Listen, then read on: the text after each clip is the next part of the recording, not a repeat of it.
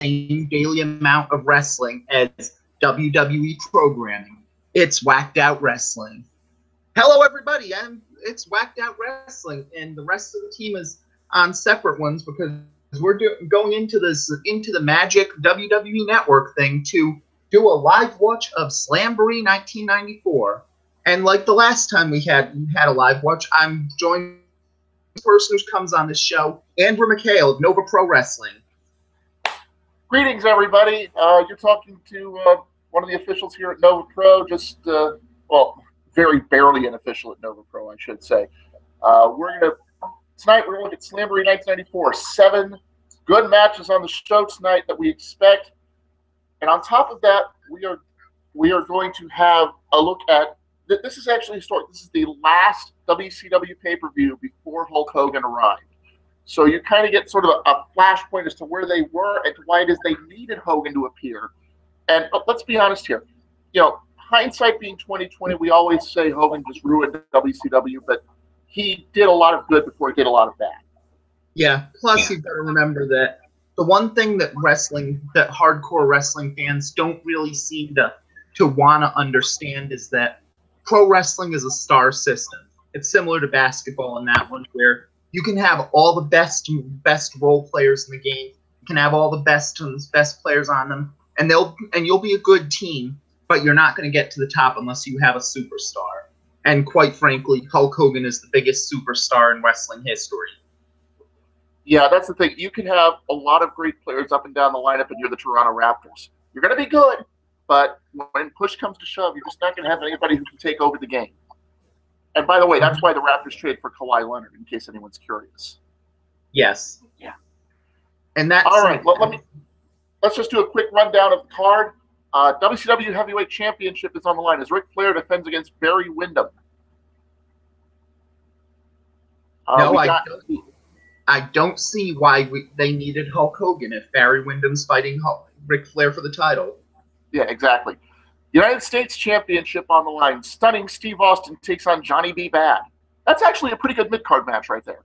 Yeah. And it also does say this one on the star system. No, this was not when he was Stone Cold on this one, and he exploded on this one. So he's still a good role player at the time.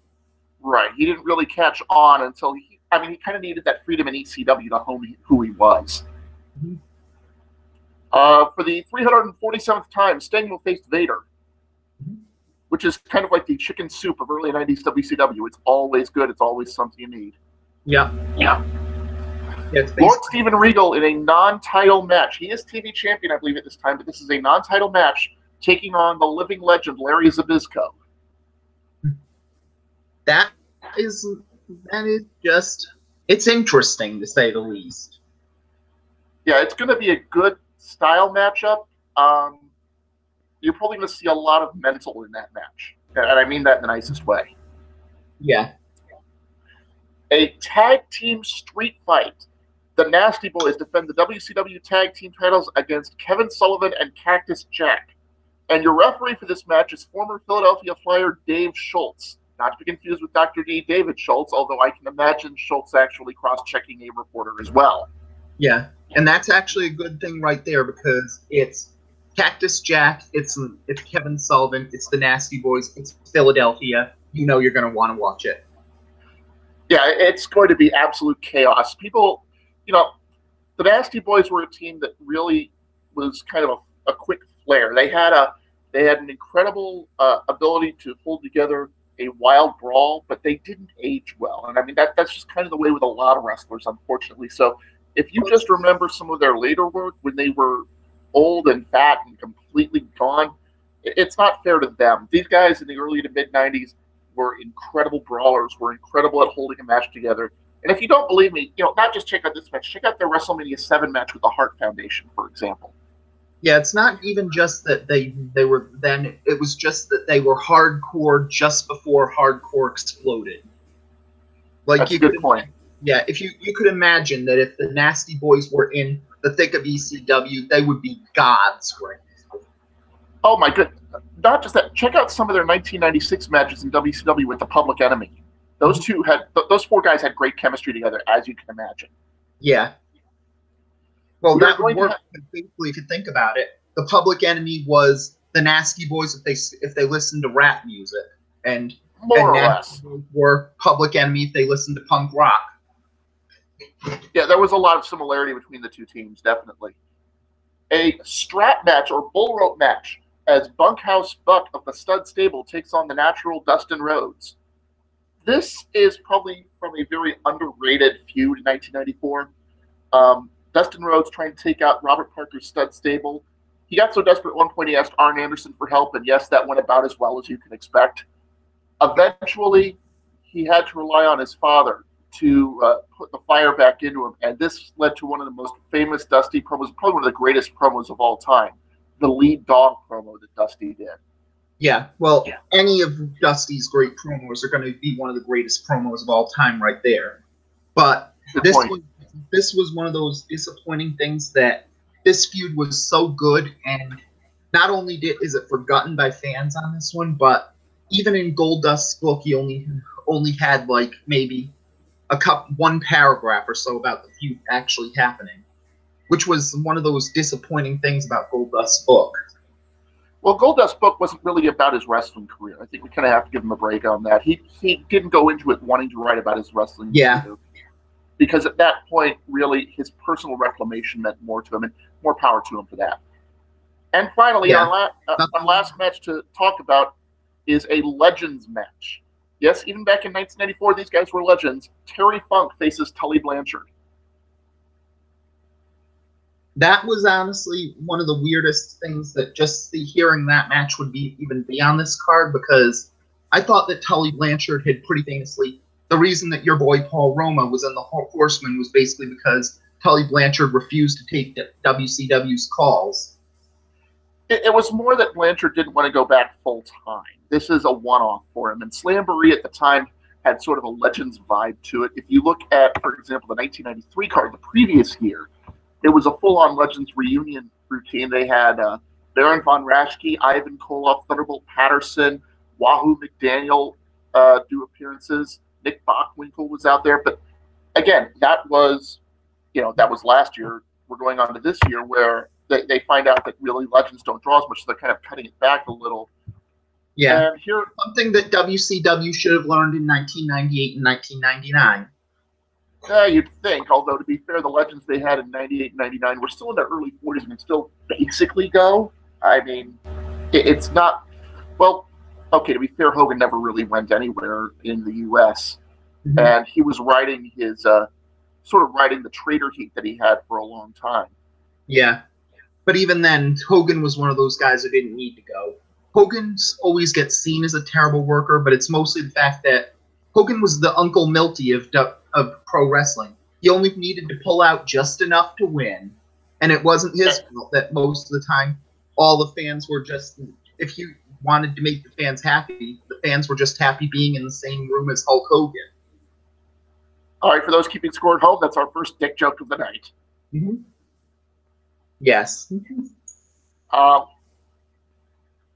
I'm going to also point out when you look at this card, I mean, you can kind of see that some of the issues here, for example, Steve Austin, you can see he's going to be a big deal down the line. You can kind of get that Dustin Rhodes understands it. He just doesn't have that extra it to put it over the top. And look at the people whom the WWF took and made something with. You have Austin, Rhodes, Cactus Jack. Yeah. All these, these are people, Regal, Terry Funk. These guys had futures in the WWF during the WWF's second golden age, really. Yeah. And it was a case where you could imagine that they would have had the same benefits in this age as well. Like we said with the Greatons, Dustin Rhodes feud at this time, it was honestly shocking that he didn't end up being a huge star in WCW. Like with Stunning Steve Austin, you could kind of see needed ECW to do it, but in the feud in 1994, there was no way you could imagine that Dustin Rhodes wasn't going to be a WCW World Champion one day. Right. Now, I'm going to have to I'm currently working on my dinner at the same time, so just give me a second to switch it out a little. You talk about some of the future in Los Ingobernables, the podcast. I'm just the guest here. I'll be back in a couple minutes. Yep. And that one goes to this one, where this is just an example of some things for it, where I'm currently trying to get a list of these ones and show up random different shows for it to give extra bonuses to this one. So this is actually a test run for it, and that was also the test run before this show switched over to the current era with Legends of Wrestling. So this is always a plus for it. Of course, we're still keeping the same thing on here, so there is that benefit coming to up.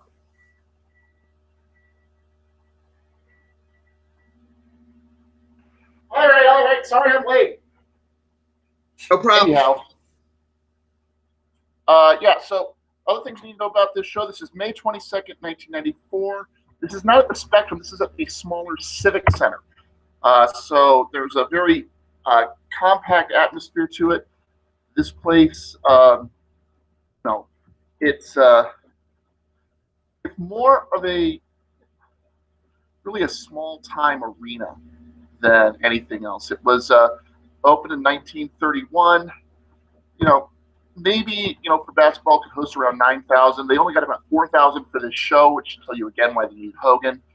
But the people they got, this is a very ECW crowd. You're going to see Hat Guy. You're going to see Hawaiian Guy in the audience. You might see Faith No More Guy. I'm not sure whether he was at this show. And so you kind of get a feeling that a young Paulie Dangerously watching this realized, hey, if we're going to have a sort of an outlaw promotion, this is the place to have it. Yeah. And in fact, this is about 3 months before Shane Douglas threw down the NWA title. And at the same time, but while some Paulie Dangerously was looking at that and saying that one, he was also saying, hey, Turner, can I have about 20 or 30 more plane tickets so I can fly from place to place and not sell them? Yeah, totally. Thanks. Yeah, Paulie is as corny as anyone else in pro wrestling. So just remember that. All right, I've got the show pulled up. I've gotten through the ads. I've gotten through the TVPG. I've got it paused here. You ready to go, Tommy?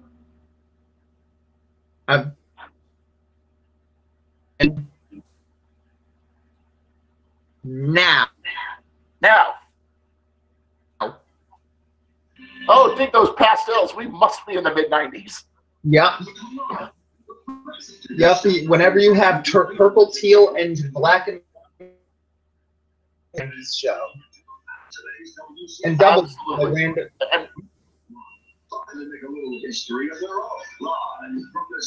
Okay, I'm about a half second ahead of you. I apologize for that. No problem. For me to be able to correct it. Should be okay.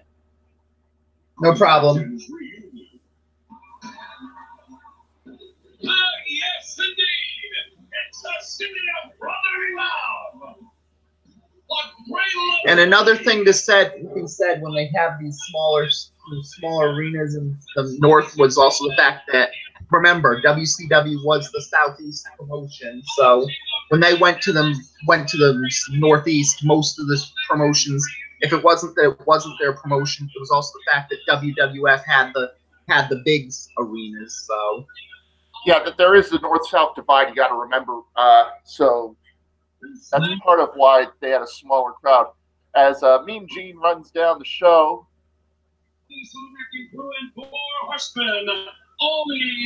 And we open with the biggest idiot in wrestling, Ole Anderson. Go ahead, fight me on this one. I don't know on this one. He's, for the most part, everybody in wrestling's an idiot, so including the fans. All right, we're just doing a rundown of all the legends that they honored before the show. The Assassin. Yeah. Fun fact: the Assassin is actually WCW referee Nick Patrick's father.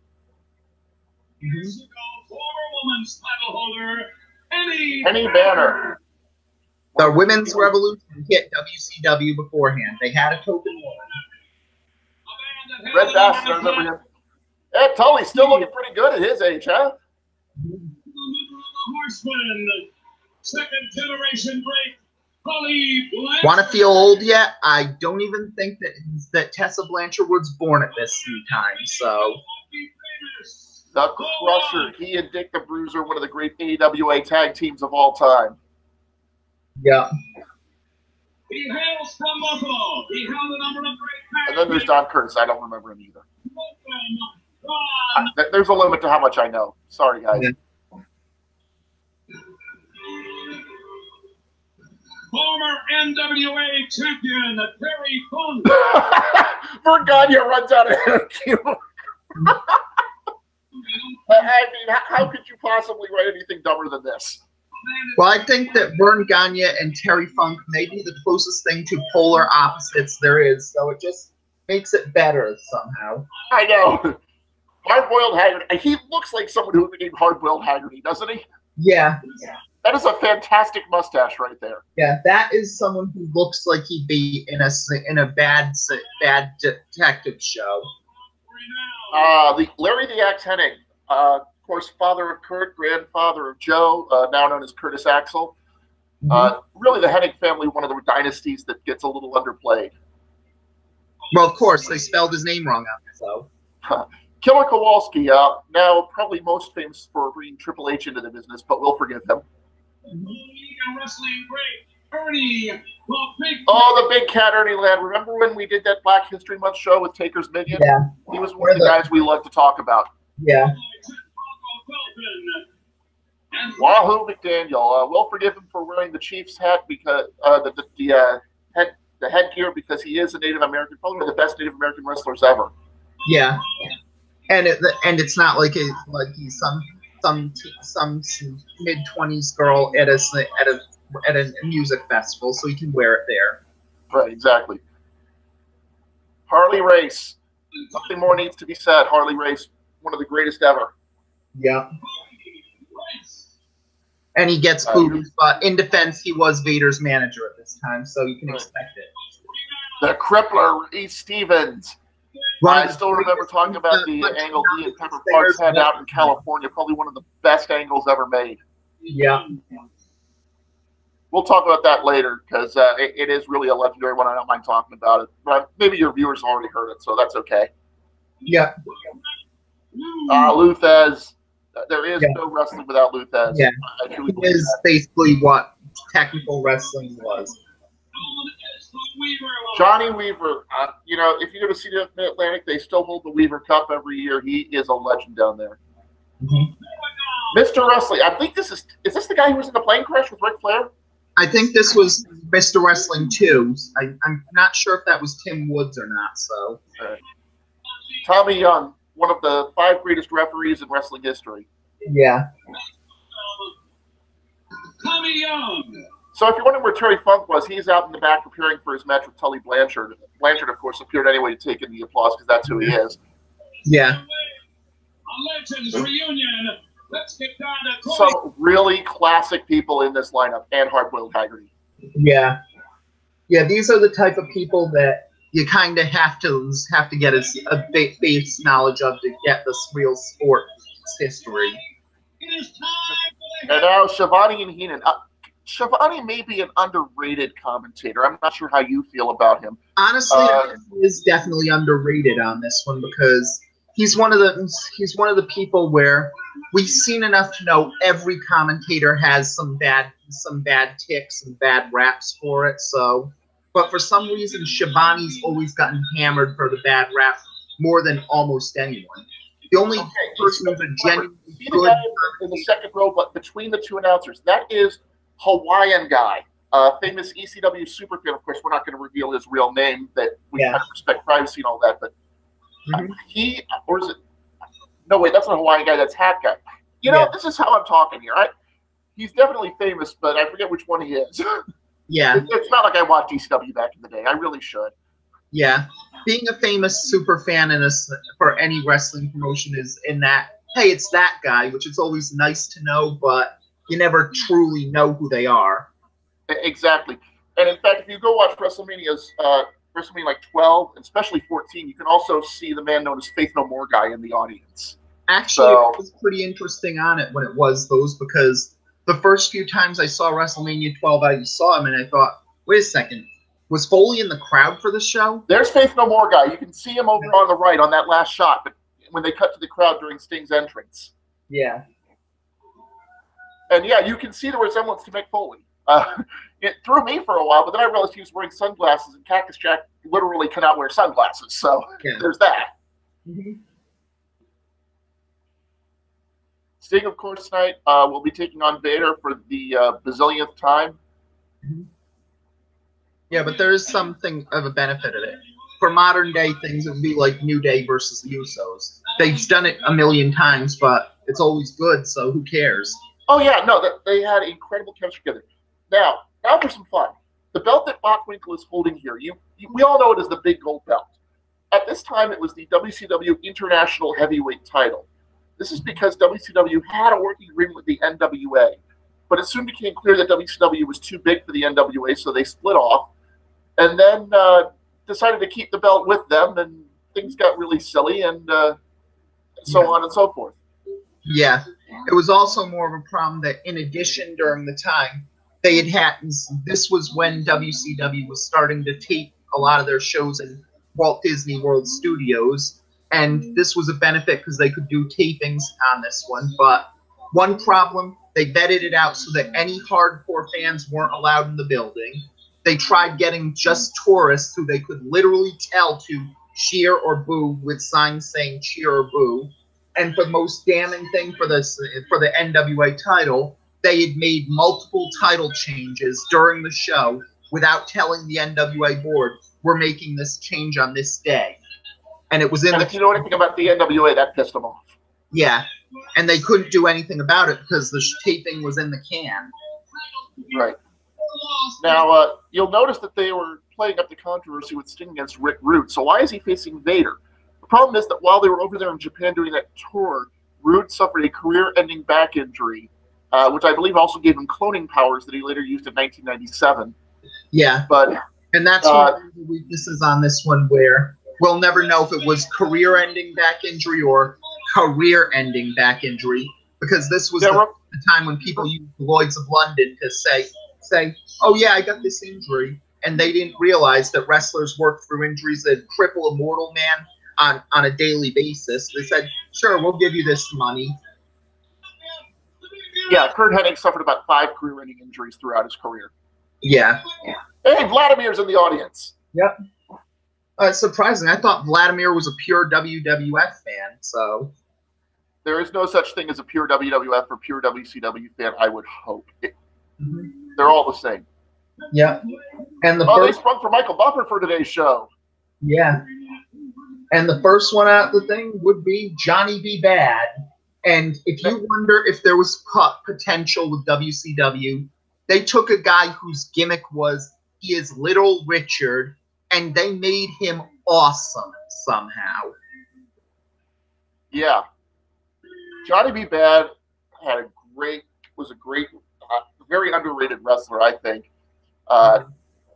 Yeah, this definitely is a lot of fun. Gets a lot of flack just because he was one of the first guys to receive a guaranteed contract in the Monday Night Wars, which is unfair, really. You know, just good timing. And yes, he's got the bad blaster with him.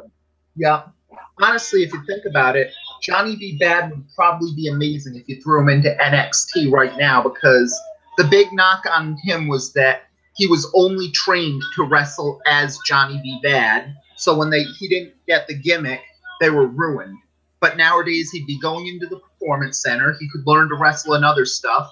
And hey, NXT is willing to take over gimmicks from TNA or the indie scene. So he could be Johnny B. Bad, and he'd probably be a huge star in NXT. Now, here's the real question. He's out there with the confetti gun. He's out there with the fringe on his tights. Where does he rank on the Pat Patterson scale? Because that's what you know about Johnny B. Bad. His entrances were all over the Pat Patterson scale. You forget that, again, his gimmick was he is literally Little Richard.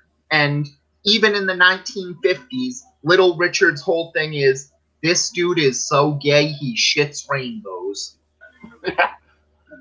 Colonel Parker here, Colonel Bob Parker, or Tennessee Lee, you may remember if you were an Attitude Era fan. leading stunning Steve Austin to the ring. Hey, And check it out. Steve Austin has hair. Who knew? Not an Attitude Era. Colonel Robert Parker is in MLW right now because That is true, and he's helping manage a few guys. Jake Hager, I think, is in there. He's got a team called the Dirty Blondes. Who else has he got in the new stud stable in MLW? I don't remember off the top of my head, but it's just more proof that MLW is strange and beautiful. It's just like wrestling in general when you think about it. All right, I'm going to go do the final preps and bring my dinner over here. You do some talking about the history of Austin and Mero and why really these two are sort of a flashpoint for the Monday Night Wars, because it's really interesting how their careers intersected all the way and the differences that they brought to the table. Yeah. Well, the big thing about Austin and Mero was the fact that both guys were pretty much starting around 91 on the Nationals. Austin had more experience outside this company.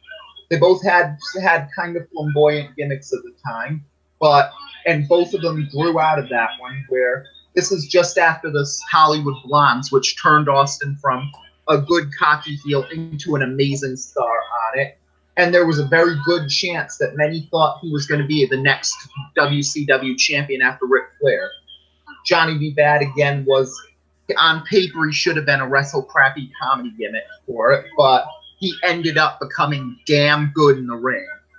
And then, as said, Mero got the first guaranteed contract in WWF history during the Monday Night Wars, which was the reason he got so hated by the Mick Foley book, because Foley signed 2 days before Mero, and they said, we don't give guarantees, we give opportunities when he asked for a guaranteed contract. And then 2 days later, they signed Mero to his first guaranteed contract.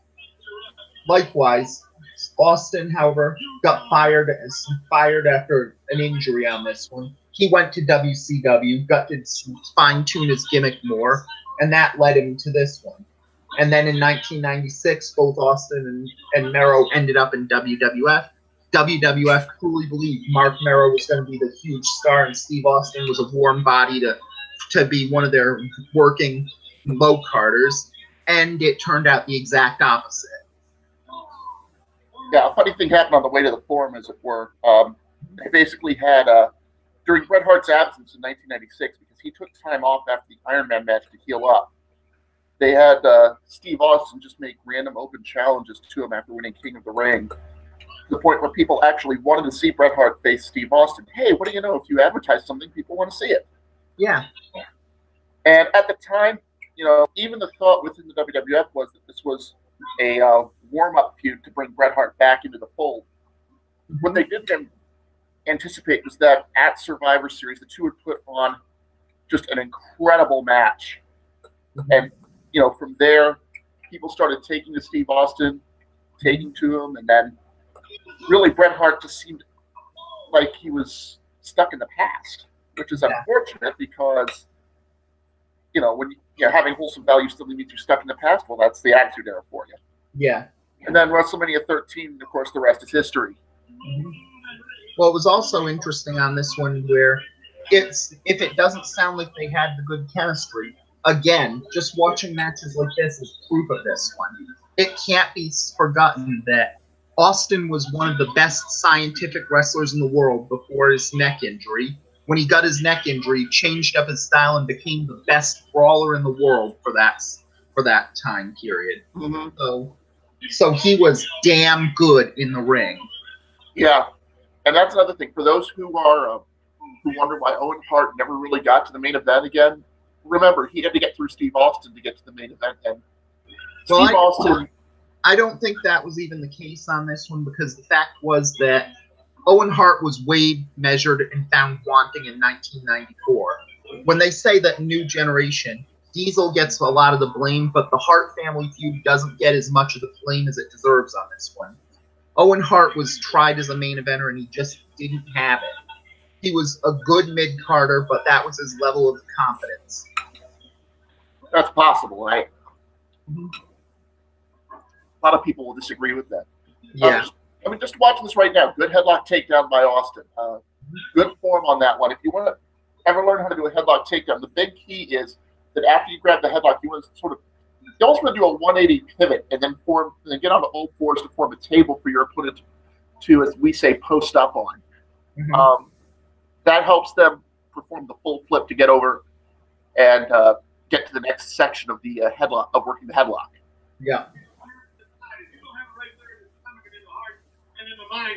Working the wrist lock there. You can kind of see the difference. Yeah, this is about 25 years ago, so there's going to be a difference in terms of style, in terms of what works and what doesn't. Yeah. But you can see how there's still an appreciation for chain wrestling even here in Philadelphia. And I haven't really been able to hear much of the crowd. I assume they're on Austin's side in this one just because it's Johnny B. Bad in Philadelphia. Yeah, but you've got to figure again. This was 1994 when people realized that, oh yeah, Johnny B. Bad is incredibly good at what he did. So it would be similar to someone like, say, Tyler Breeze today, where on paper you'd think that Philadelphia would despise him, but you know that, oh yeah, everybody knows this guy is incredibly good at what he does, so they'll accept it. Good stat mare there by Austin. Mhm.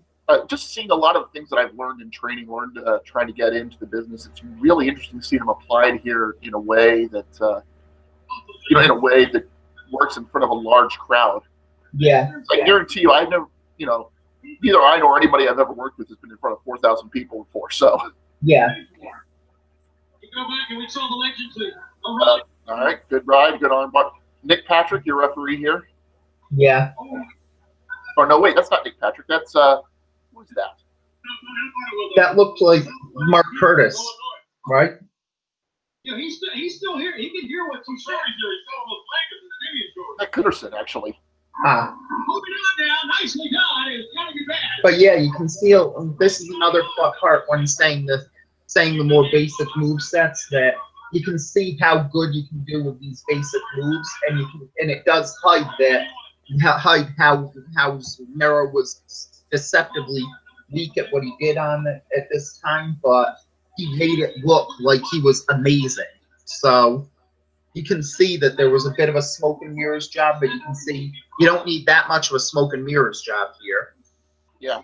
And like my trainer, Sin and Money, the Capital Vices would tell me, chaining is breathing. If you're not sure where to go in a match, you can always go back to chaining. Mm-hmm. With them fighting now over where's all? Ooh. Mm-hmm. Whoa! Hey, that was a good setup for a nice head scissors there. Yeah. Or the proof of why Mero could be accepted in Philadelphia, because for someone who seemed to have no business doing it, he was starting to do some of that high flying that was getting popular around this time. And oh yeah, people forget Mero did a shooting star press for a long time. Yeah. Well, they forget because it was in WWF, so. Yeah, unfortunately. Mm-hmm. Yeah, which was more of the other problems on this one, where they did too much to focus on his boxing training and not his in-ring training, which was one big strike. They found out that he was more trained to play Johnny B. Bad than he was to be trained as a good wrestler, strike 2. And Vince McMahon had a crush on his wife, Sable, strike 3. Mero's a low carder. Well, the other thing is that Mero never really got out of the blocks the way he should have. Yeah. I mean, he had some Intercontinental title reigns, which he deserved. Mm-hmm. But, he never really looked like a main eventer. And no guy, for those wondering, the tap out doesn't exist in wrestling yet, so nothing to worry about here, no submission to call. Yeah, this was just around when before UFC really started to take hold, and people didn't really know about UFC until 1997 when Ken Shamrock and this UFC style of Taz or people like that would start to bring the tap out to pro wrestling. Yeah, Taz and ECW and Shamrock and the WWF were the two that really popularized tapping out, and that wasn't for a while. And it's still a problem even now because there's still that aura that if you tap out, it's got more of a stigma than you would have in MMA, where they realize you're locked in a hold, the guy's locked in. There's no shame in tapping out. Well, a lot of that has to do with the storytelling, and that's part of the benefit of wrestling is that you can tell, you can set the parameters where a pinfall is less shameful than a submission. And for a long time, you had the I Quit match, where you could only win by submission. Mhm. So, to me, I don't see that as a bad thing. I mean, they're slowly transitioning to submission finishers being a regular deal, but I kind of prefer it the other way. That's just me. I kind of prefer the thought that submissions are a bigger deal than pinfalls. Well, it's not just those ones. Oh, It's, beautiful Polish hammer there by Austin. yeah. And you can see that Austin was getting good strikes off the run, which has always been a positive, even after his neck injury. So, Exactly. but as I was saying, even before those ones, there's cases like you've always thought it's pretty notable that there's very few submission finishes at WrestleMania, for example, and that's Sure. yeah, and that's really a For the first 20 WrestleManias, there were only 4 submissions. mhm. Yeah, and that's become more and more weird as the rise of submission finishers go, but it's still a very small amount of submission finishes at WrestleMania. Yeah, and that's great. I think that's nothing to worry about, and I think it makes it more impressive. But that's just, again, this is something where reasonable wrestling fans can disagree. It is a matter of taste. Mhm. So let's get back to the action here, where Austin is working over Mero. You can kind of see shades of Stone Cold in him here. You can see him working on the middle rope. Well, We all know that in this situation, Austin would go for a rope straddle, but he's got a manager to do some damage for him instead. well, also don't forget that at this time period, his finisher was the stun gun, so using the ropes was a very important thing to that as well. Heck, it's almost Right, and if you're not familiar with the stun gun, folks, it's basically a flapjack that drapes your opponent on the top rope. They called it a hot shot when it was a generic move, which I believe was the term coined by Eddie Gilbert. Mhm. Yeah, and that was actually makes Austin going to the ropes a little bit weirder, because if his finisher is supposed to be hitting the ropes, why would you want to use a move similar to that too early and get your opponent used to it? Well, I don't think you ever get used to taking something as strong as a ring rope on the throat. I can tell you that from experience, unfortunately. Yeah. And thank heaven the mats are back. Somebody must have distracted Bill Watts for the evening. Well, this was post Bill Watts era, so this was I believe that Watts was fired in 1993 after he got his comments about the Denny's scandal at the same time got wind to Hank Aaron. Yeah. Big suplex there. He's coming off. Mhm. Okay, show of hands. Who thinks that's weird without seeing him flip the bird to everybody? Honestly, it's one of those things where this was just 1994, where flipping the bird wasn't seen as a way to say hello to people. Well, true, but I'm just talking about, seeing Austin come off the ropes with that knee drop. That's always something where we associate it with the Stone Cold salute. Yeah. Kind of working a chin lock here. Not really a proper camel clutch, because he doesn't have really the bridge on the back the way he should. But he is putting his hands over Johnny B. Bad's mouth, which is a good start. Yeah. And it probably wouldn't be a good camel clutch, since again, this is the guy with the Little Richard gimmick, so there's a chance he'd like it. So, hey now, that's enough out of you. Again, this is whacked out wrestling. It's gone a little bit different once it's gone off the grid. So, yeah, I know you're the Naito of podcasting or whatever. Yes. Or is it the Hiromu? Which one are you again? If it's Los Ingobernables, we'd be the Hiromu. So. Good. A good shots to the rib. This is actually sort of not really being seen or talked about by Heenan and Schiavone, which is too bad, but you can see Austin working the rib cage of Mero. Yeah. Well, that's another one of the weaknesses on it, where if they said the weaknesses of Schiavone, he didn't focus on the story of the match as much as he would beforehand, which is another reason that Michael Cole gets a lot of flack on this one. And Heenan, you could tell he did not like WCW one bit, and he could barely show you how miserable he was during his WCW career. Yeah. And on top of that, one of the things that they did during the later Nitros, which was hilarious, was that they wanted to go for authentic reactions from the announcers, so they wouldn't show anybody in the arena what the backstage segments were. which, you know, in Lucha Underground that works because the announcers are tightly scripted as to what to talk about and what not to talk about. But when you leave Tony Schiavone and especially Mark Madden with an open-ended question, that tends to lead to horrible things. Yes. Yes. One famous example of that is that Ric Flair was beaten up outside the arena, and when he comes in, he's staggering to the ring, and Madden says, "What, is he drunk?" Yeah, I think it was more he was beaten up further out. He had to get a ride from someone riding a turnip truck and comes in for that one. So, but basically, that's a very nice hip toss there from Johnny B. Bad.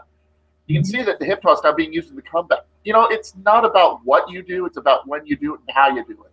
Yeah, and B. Bad is a great example of how you do what you do. You can see, you know, he's firing up the crowd in the comeback. He's using basic moves, clothesline, body slam, drop kick. You don't need to be fancy at this point. Yeah. Great knee lift, by the way. Now, one of the things you have to remember with knee lifts is that you have to be careful. You have to sort of go from the side so that you can avoid hitting the guy in the guts. And that's something I've done in training is try to do a knee lift from head on, and I wound up taking the wind out of the guy way too much. And Robert Fuller takes a bump. Yeah. Oh, the whole crowd thought that was the finish. Yeah. You know, great job sucking him in. Yeah. Yeah, again, this is one of those where you think that Johnny B. Bad would be hated by Philadelphia, but you know by this time how good he is. Flying sunset flip, a little Cactus Jack action there. Yep. This has been a really good storytelling match. These guys haven't done anything really fancy, really over the top, but the crowd's hanging on to it. That something needs to be said about how great that is. And here you can see, you know, working a headlock, doesn't want to let go. Yeah. Wait, who's pinning who? He got him. That? Okay. That ending was completely messed up. Yeah. Which takes a lot off of the match, but other than that, a pretty good start. Yeah. Yeah, that was probably also the fact that it's hard to go with something where the finish is. Oh!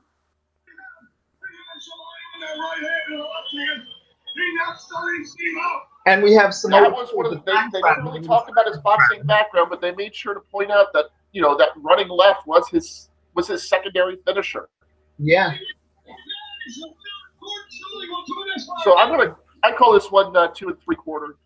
Would have been a lot higher if the ending didn't look so awkward. Yeah. Well, that's also because it's kind of awkward to make the finish be off of a side back suplex like that, but the guy who's taking the move is the one who's going to get the pinfall. There's almost They should have just gone with the double pin tease. Yeah. Phone number no longer active. No, really? Yeah. It's only like 24 years ago. Yeah. But you could ask if Cactus Jack should be prohibited from wrestling in 2018, which is a plus there. That's true. Also, I mean, who has 99 cents a minute to lying around anymore? Yeah. Come on, man. But if you have that, you could have some hot talk with Colonel Parker and his stud stable. If that's with a 900 number where you're paying 99 cents a minute to talk to a stud stable, that should be on a family show. Yeah. And now we're with Big Cat, Ernie Ladd, and Wahoo McDaniel, two of the greats that transitioned from football to wrestling. Yeah. Ernie Ladd, really a groundbreaker. I know we talked about him with the Black History Month episode of the Taker's Minion, which I forget which episode number it is. If you look at Shooting the Breeze, we'll probably try and add it somewhere later. But that is one of my favorite discussions that we've had. Yeah. And Wahoo McDaniel, one of the AWA greats of all time, absolutely a trailblazer for Native Americans.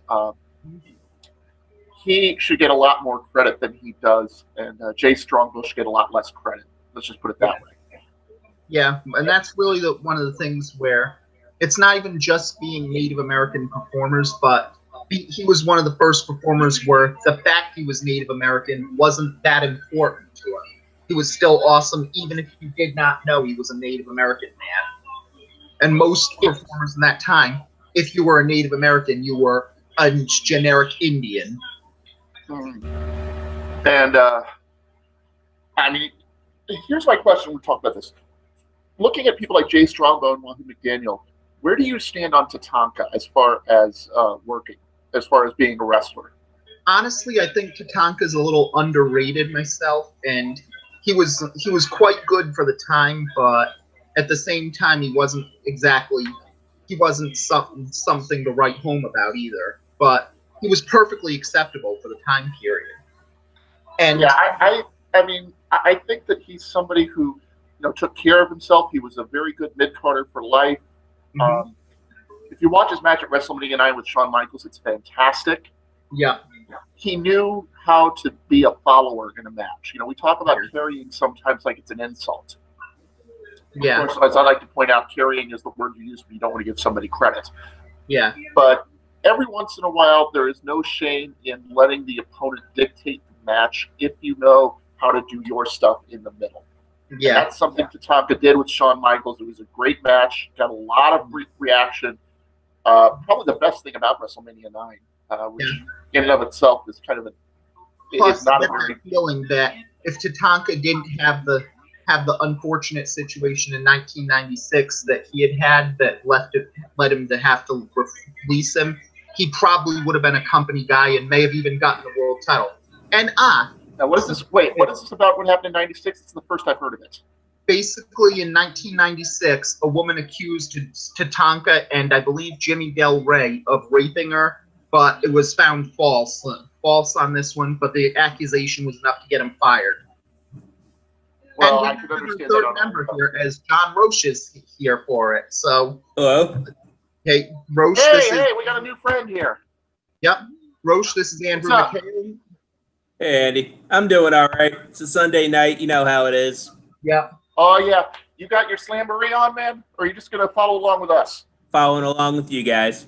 Yep. Right now we're at the Tully Blanchard versus Terry Funk Legends match.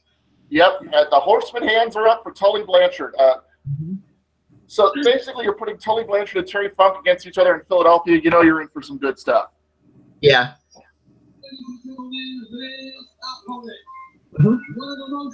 Yeah. It's kind of weird. We were talking about this before it began, John. We were talking about how a lot of the people on this show would later go on to be a part of the Monday Night War history in other companies. And Terry Funk really is not the first guy to think of, but there he is. Somebody, carried ECW as their legend. Somebody who then, yeah, and it was WWF afterwards. It was even before this because this show happened while Terry Funk was in ECW as one of their legends. So, yeah, just to clarify, of course, this is before ECW became the ECW we know and love. Right. Yeah. Oh, we got a Gordon Soley hearing here, folks. We're in for a treat. Yeah. Well, that's one of the pluses. If you have a Legends show in WCW, you kind of have to have some Soley as well. He's going out to high five somebody. Mm-hmm. There he is hanging out with the ECW super fans. Yeah. Yeah. He's an unusual character, no question about that. A lot of people say that his elevator doesn't stop at every. So John, are you familiar much with the scene in 1994 wrestling, or? Honestly, I didn't really watch it throughout a lot of the mid '90s. Yeah. Yeah, John's basically the glue guy of the show, so he keeps me and Joey on this up and up. So. Well, what you're seeing here, and as I mentioned earlier, what you're seeing here with Slamboree is basically the last WCW pay-per-view before they signed Hogan. And one of the things they wanted to establish as a tradition with Slamboree, it didn't last, but they tried, was to have a couple of Legends matches on each show. And this is their Legends match for the 1994 Slamboree. Which, hey, good idea. Let's have Terry Funk in this match. Yeah. Oh, absolutely. Mm-hmm. And that's one of the things where both guys were old enough so that they were still legends, but young enough so that they could still have a good match. Heck, 5 years later, since Tully Blanchard had one of the better matches on Legends of Wrestling, as we talked about. So, yeah, I had one of the few matches that was any good, really. Mm-hmm. Well, yeah. And in fact, if you look at their, at this point, Blanchard is 40 and Terry Funk is just shy of 50. So, hey, by their standards, that's practically young. Heck, and to say it that they still had it on this one, I believe this show was about a couple months before Terry Funk officially added the moonsault into his arsenal just to settle a bet. Yeah, no, never make a bet against Terry Funk. That's just asking. Yes. What I want to know is, who got their ass branded for making that bet against Terry Funk? Mm-hmm. I believe Foley and some friends in Smoky Mountain were the ones who did. So. Makes sense. Yeah, Foley and Jericho both claimed they were behind it at different times. So, I mean, isn't that the way with wrestling, though? If there's a popular enough thing, like 5 different people will claim it was their idea. Yeah. And we're back outside the ring because this is Terry Funk.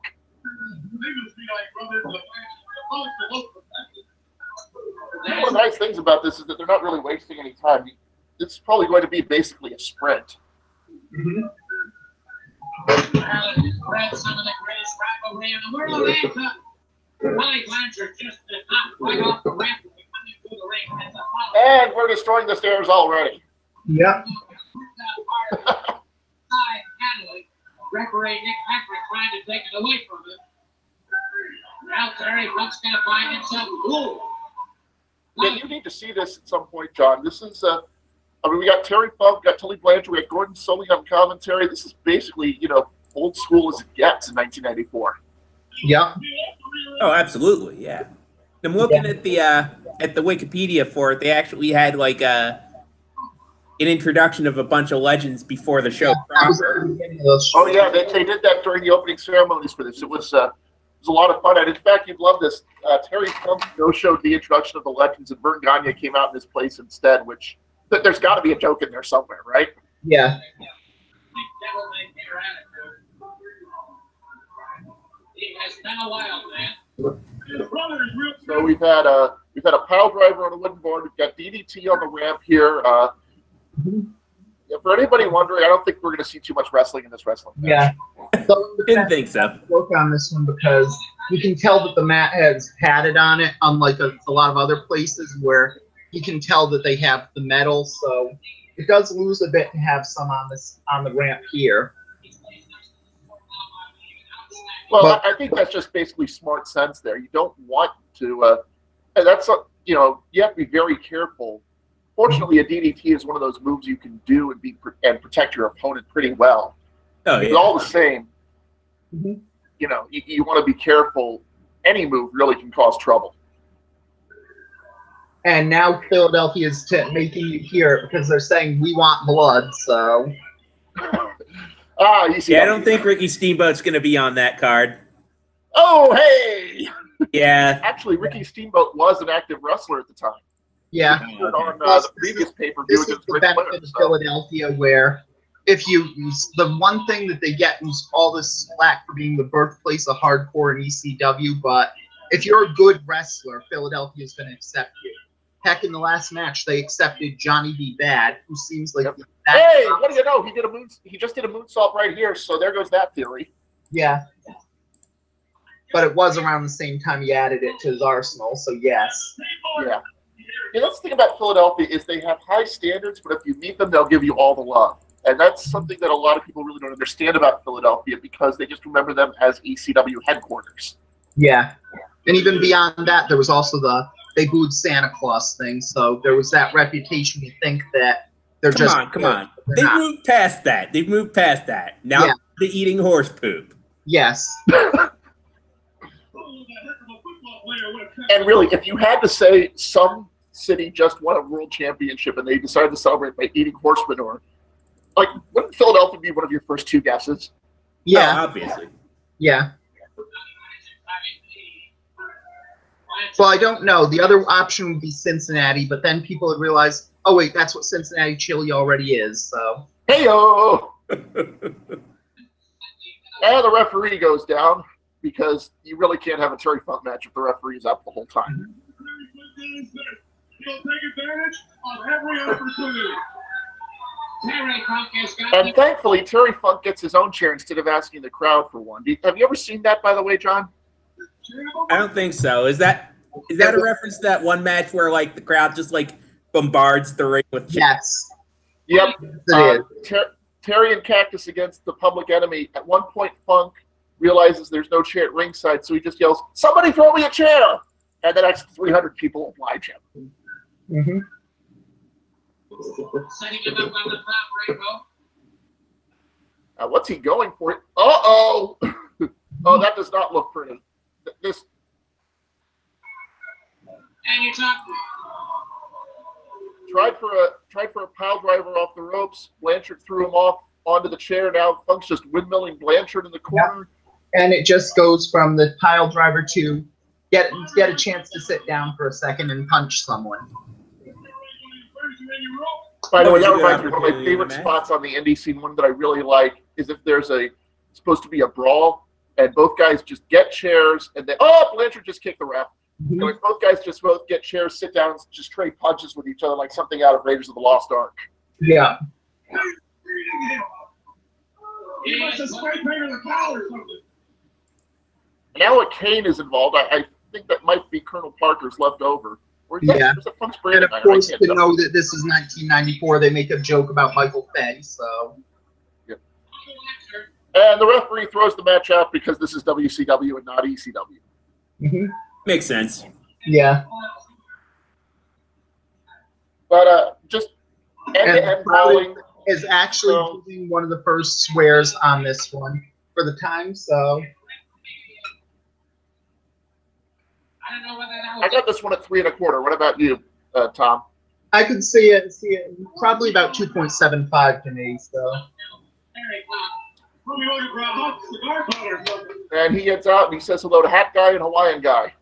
Yep. And takes his hat, so. Yep. And now he's going to destroy the hat because he's Jerry Funk. Yes. Well,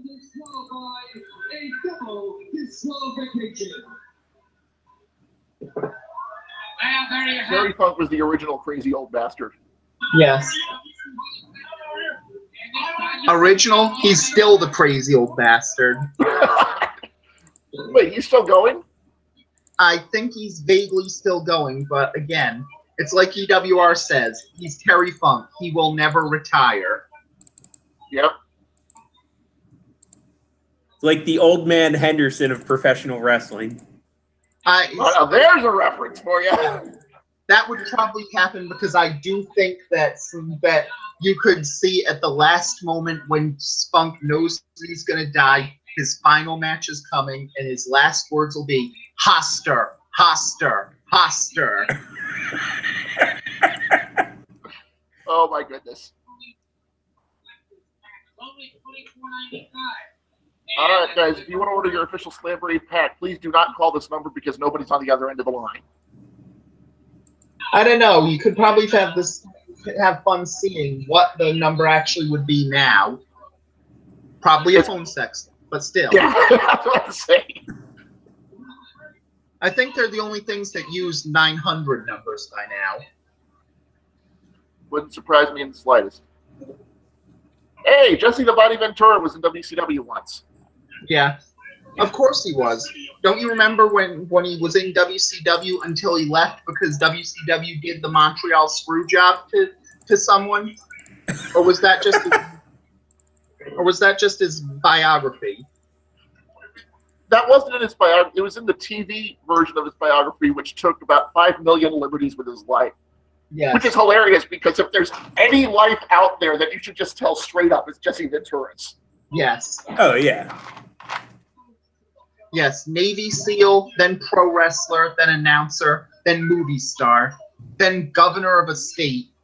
I don't think you have to make liberties with that. Yeah, you can't make this up. I don't know. Boom! Y'all know the nature one. Right here. Tonight, I'm back on my feet.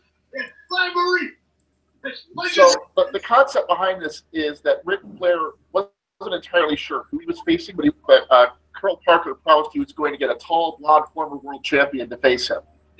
Unfortunately, the ink wasn't quite dry on Hogan's contract yet, so they had to improvise. Mm-hmm. Makes sense.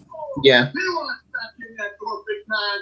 So why not make sure that environmental. Although it was interesting that they had the masked character, and then they went to the masked character attacking Hogan, and then going through. So technically, in storyline, it was supposed to be Brutus Beefcake who was attacking Flair. Yeah, there's a lot of. You can write a book on how crazy WCW was. In fact, they have written a book on how crazy WCW was. I highly recommend it. Mm-hmm. They wrote a couple books on it, and I haven't read the second one, but it seems to look like it's pretty good. So, yeah, if you get a chance, folks out there, the book is called Death of WCW. It's by R.G. Reynolds and Brian Alvarez, and everybody who's read it loves it. So, yeah. So, in defense on it, they did have the Death of WCW the thing with R.D. Reynolds versus Bischoff, and Bischoff made R.D. look stupid. Well, I've heard it both ways. The whole thing was just a mess. Yeah. All right, this match, a non-title match. TV champion Steven Regal to take on Larry Zbyszko. And if you know anything about these two wrestlers, you will know that it will be the opposite of a sprint. Yep. Larry Zbyszko, one of the masters at stalling for time. Steven Regal, of course, one of the more deliberate wrestlers wherever he went. So, what do you think about as a pairing? This looks like it's going to be a bit of a clash with the crowd, doesn't it? Yeah. Yeah, Sounds like that, yeah. But honestly, with crowds that can go rogue, there is always something to be said for giving them something to let it all out. Like, sometimes just book something you know they're going to hate so much, you can get it all out of their system for the rest of the night. Isn't exactly a bad thing. It's just now then you realize they're not going to get tired out that you have problems. And Steven Regal being accompanied by Sir William, known to most wrestling fans as Bill Dundee, one of the great Memphis wrestlers. Yeah. And it also was interesting on this one that he was in WCW and Lawler went to WWF, meaning that the fans in Memphis had at least 6 months of the year they didn't have to watch Jerry Lawler fight Bill Dundee again. Ha! Bill Dundee, for those who don't know, his son, Jamie Dundee, is better known as JC Ice, one half of the PG-13 rap group that accompanied the Nation of Domination for Attitude Era fans out there. Mm-hmm.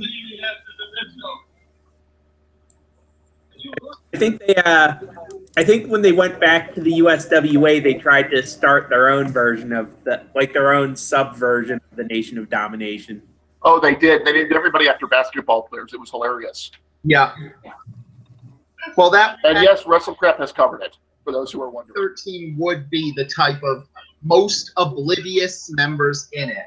And once they get that these guys are too white to be in the Nation of Domination, it worked better. Yeah. No, you don't do that. You probably believe. You look at Regal here, very cautious, very proper. Zbyszko just willing to wait it out, wait for his turn. But we're about a minute into the match and nobody's done anything yet. Yeah. And this is another good thing on it because both guys are doing more wrestling just standing around than a lot of guys doing this 5 minutes X Division match. So that's something that I was taught, was that work rate is not just the moves, it's the between the moves. It's you work the crowd between the moves. You get the crowd into it with your reactions. Yeah. And Regal knew how to work the crowd. Dundee, of course, knows how to work the crowd. Zbyszko worked it really well at AWA. So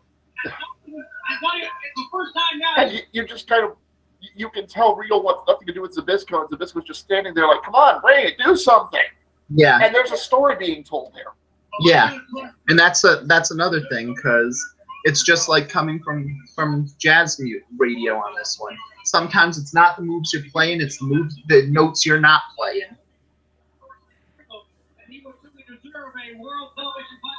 For those just joining us, you haven't missed anything in this match. Yeah. Zbyszko getting into a fighting stance really wants Regal to do something here, and Regal keeps deferring. Yeah. The crowd absolutely getting upset about this, which is they're doing something right. Yeah, you can see more of it from all the facials that Regal's doing and just his mannerisms as he's stalling. So Zbyszko with a nice leg trip. Yep. Taunts Regal. Zbyszko got right in his face that time, and Regal still very deliberate. I mean, you know, when even the announcers are talking about how slow the match is, it's a slow match. Yeah. Yeah, but in defense, this is one of those where you have to watch the Univision feed for this one to get how exciting it is. Yeah. Passes to the midfielder. Passes to the forward. He holds it. He holds! Yep. Nice STO style trip there by Zbyszko. And Regal is just furious that he's getting out wrestled in these early exchanges. Yeah. This is a match that works very well on TV or in front of a small crowd, I think. Yeah. Because you need to be able to see the faces of the wrestlers in order to get the story here. Yeah. Yeah. And you know, when people joke about WWE style, it's not a joke. There really is a difference in performing when you're performing in front of 10,000 people as opposed to 1,000 people. Yeah. You have to, you know, it's a lot harder to engage a larger crowd. Yeah, and that's also a big thing that makes Regal work on it, that he's so influenced by the British pantomime style that it works very well for that national style for it. And guys who try to do much smaller actions, like in TNA, in TNA that nearly got Alex Shelley fired because he tried to do small actions when he was put in the turkey suit and not. Oh no! Don't give it to me! Don't do this to me! I swear I'll change my ways. I'll do anything. Just don't put me in that costume. And instead, what happened is he stood up and was like, "Oh, I'm in a suit here. Fuck! How'd this happen?" Yeah, and that does not work on a national scale. Right. And he was very. There are not many people who can transition the stuff that works in the small stage to the big stage, and that's something that. There's a reason for the Performance Center. There's a reason for NXT. You have to build them up. You have to get them to understand what they're going for. And really, that's why a lot of, even the WWE guys who are used to, 10,000 size crowds, get reduced to a battle royal when it's that 60, 70,000 crowd at WrestleMania because you still have to adjust. Mm-hmm. Abdominal stretch, and of course he's holding the ropes because that's something you do in an abdominal stretch. Yeah. And just something to note here. Notice how Zbyszko's left leg is off the ground on this abdominal stretch. That's how you're supposed to apply it. Yeah. Mike Rotundo a lot of times would leave both feet on the ground, and it just looked lazy. You have to hook the leg around in order to get the full impact. Yeah, and that's one thing that, for instance, even on Heat, when a person put on an abdominal stretch, when Raven was on commentary, he would say, Look at Scott Hall's abdominal stretch because he puts his leg up for these things. And that's why he preferred that stretch. Yeah, Gorilla Monsoon also is somebody who would make a big deal over whether it was a full hook or not. Yeah. And there's the hip toss. That is the counter to the abdominal. Hey, Sherry Martell's at ringside. Mm-hmm. Is she one of the judges in case this goes to a 15-minute draw? I don't think going to a 15-minute draw was a problem with Regal and Zbyszko. No, absolutely not. I don't know. Yeah, with that said, with these two guys, they're probably the if there was going to be a match that went to a time limit draw, this would be it. Yeah. Oh, definitely. So the other thing is, that's the thing that Zbyszko was a lot like Greg Valentine. He was a slow starter. Yeah. And if they had made that part of who he is, that would have helped a lot in WCW. Look at the face on Regal. He looks absolutely disgusted that he's getting out wrestled. It's beautiful. Yeah. And even Zbyszko's reactions are those where, on paper, you've got Zbyszko who's a classic heel wrestler, and he looks like somebody's dad in a in an 80s TV show on it, and yet he's doing his facials here on it, and he's actually doing well as a fiery babyface. It's almost a revelation somehow. Well, it just proves that, you know, he's... And we don't think about it because he spent so much time as a heel. He was so famous for being the heel champ in AWA. He was so famous for being the heel against Sammartino. You know, you don't think of him as having a face mentality or being able to do that, but you know, he's doing all right for himself here. Yeah. It doesn't take that long to get back in shape. But you don't have to pull the engine to put it in spark button. He's fine. And he is ready in this one, looking great. A good fighting stance by both men into a headlock. And Philadelphia is starting to make itself be heard, so. Well, this match is not going to appeal to Philadelphia on any stretch of the imagination. So. Yeah. So again, matches like this are the type where it's surprising that WWE doesn't do that for things where they know they're going to piss the crowd off on it. So get one match earlier on the card, you just let them let it all out. I mean, you'd think that, especially, you know, the problem is you don't know which match that's going to be, and on top of that, you know, fans have a lot more stamina nowadays. Exactly. Oh, big elbow to the head by Regal. Very nicely done. And the European uppercut. That's something I really want to learn, is the European uppercut, because it is a move that is really easy to do wrong. Yeah. Going to a half Nelson here.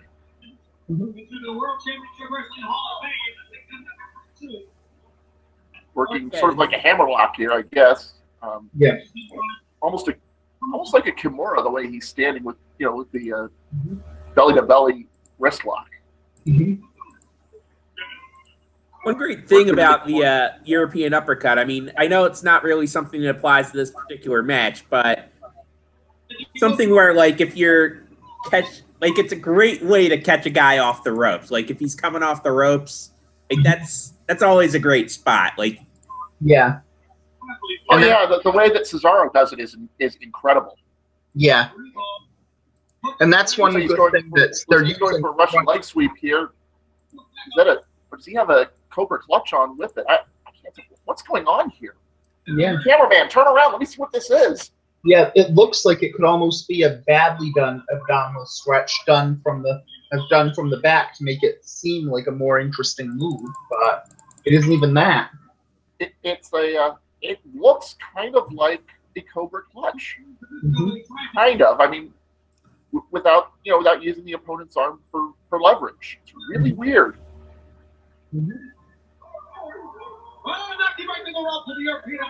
And that's the thing with a match as technical as this is a high spot, knocking the guy through the ropes with an uppercut. Yeah. Who do you think it was, a cameraman? I don't know. And who's Heenan, oblivious to all cheating, is the Heenan we know and love. Whoa! Now there's a counter for you. Guy goes for an uppercut, switch it to a backslide. But Regal blocks, he goes to a... Whoa, this looks like a bow and arrow here. Yeah. I don't even know what to call this thing. Is that the bow and arrow or the Indian Deathlock? Because I know that Regal would use both of those regularly, so... No, an Indian Deathlock is... we would not have any sort of upper body contact. That's simply leg on leg. This is... It's a variant of the bow and arrow, I'll tell you that. Now he's going back to that half Nelson cravat. Both men to a standing position. The uppercut connects. Another uppercut follows. A real just pounding Zbyszko here. How much does Zbyszko have? We'll find out. And this almost feels like sort of a basic early Japanese rookie match. They teach this is sort of a secret. They teach the rookies in Japan about structure and about flow before they teach them about how to do the moves. So if you ever watch the young lions go at it, usually they have nothing more complicated than say a sleeper right here. Yeah.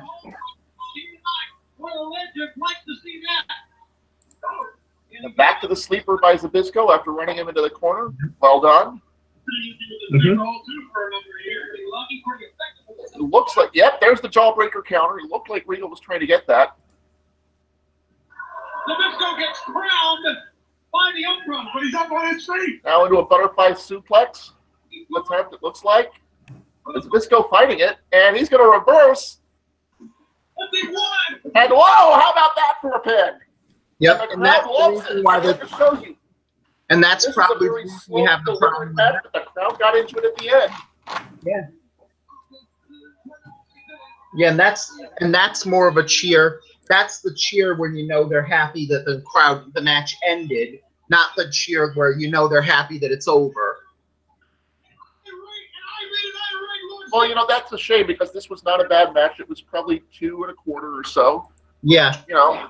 Yeah. This was very deliberate, but it told a good story. Match, so. But that one also was the problem where this is also not just the time just before Hogan, but just before the time where people decided that a story is how many flips can you do in this match? So yeah, that Mysterio and Psychosis and the rest of the people from AAA hadn't quite arrived yet. So yeah. So I mean, I've had 3 pretty good matches so far. That's what I like about some of these shows. Sometimes you can find I will never complain about watching a show where every match is average to above average because you almost never see that. Mm-hmm. Yeah, and if you can have a good solid show where everything's at least a C or a B, that's probably even better than if you have a show that has 1 A+ match and the rest of it's D-. And I mean, you don't see that very often in the WWE nowadays, just because a lot of these matches are overbooked, they're overplanned. There's no, nobody's allowed to really be themselves out there. So if they slip up, it really shows through. Yeah, and that's kind of a shame, really. Mm-hmm.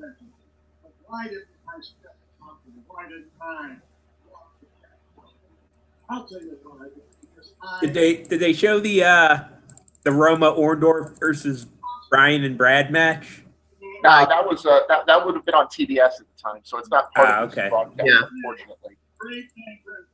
Yeah, that was for those who don't know, the pre-show match for this one was Pretty Wonderful against the Armstrong brothers.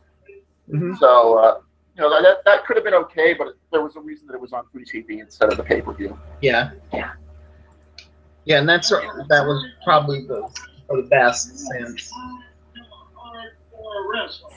And that's what I intend to show each and every one of you. Terry Funk right now explaining he didn't come out with the other legends because he doesn't think of himself as done yet. Yeah. You understand what I'm saying? We are live, just like Saturday Night Live, just like anything I can say. And he looks like he's having a heck of a time out there. Mm-hmm. You realize that you can't ever get me off of here? You can't get me off of here because I won't leave. Listen, I can talk about people like that. Egg-sucking dog, Dusty Rhodes. It's just not a good show unless he yells Dusty Rhodes an egg-sucking dog, is it? Son of a carpenter. But what I can do is pick up the son of a carpenter.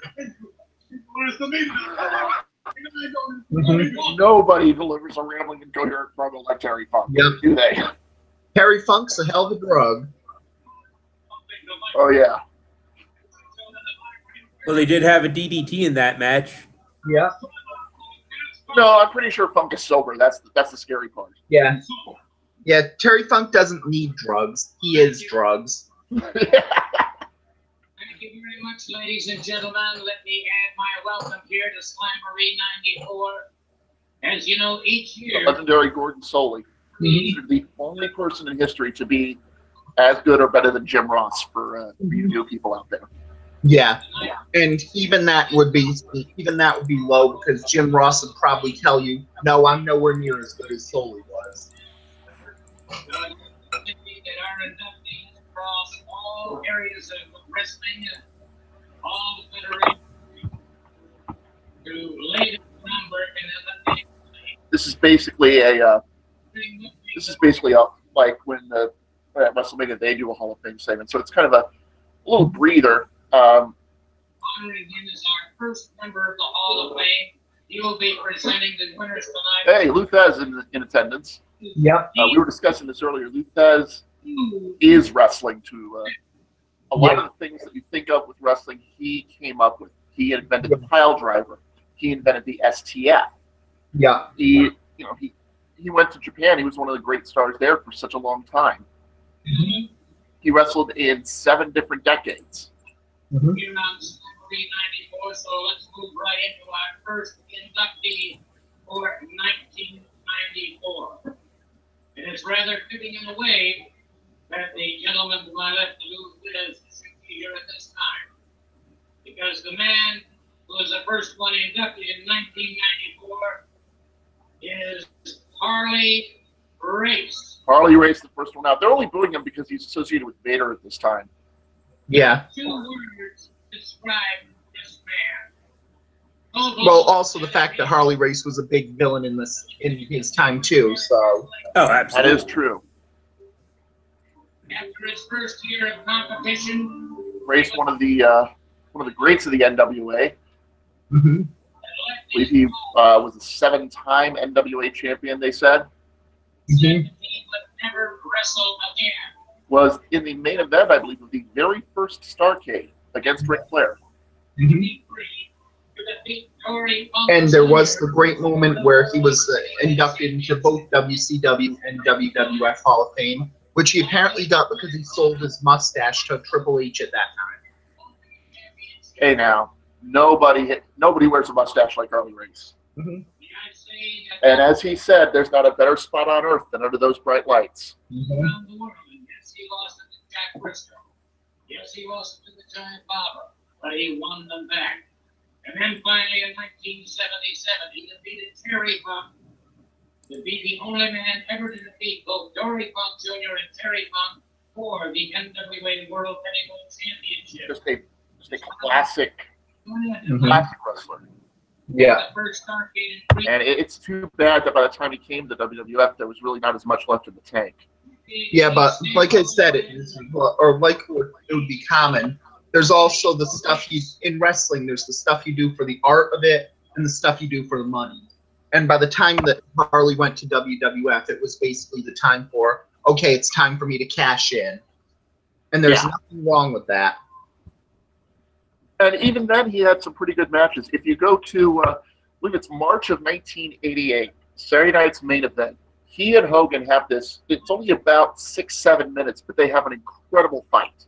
Mm-hmm. And Policarpo Vern Gagne, who was our second recipient last year. This time, the man's name is very simply the Crusher. Mm-hmm. The Crusher, Reggie Lazowski. Yeah. Another great of the AWA era. Yeah. Was an NWA US champion. Mm-hmm. He and the Bruiser were 5-time AWA tag champions. Yeah. And he was also, for someone who was an AWA legend, he was so modern in the style on that one. You could imagine a badass guy from Milwaukee who just trains by lifting up beer kegs and dancing the polka with fat women would get incredibly over today too. I mean, heck, you basically described the Beer City Bruiser, the one hoss Ring of Honor has, and he's got a good following there too. Yeah, he and Silas Young. Yep.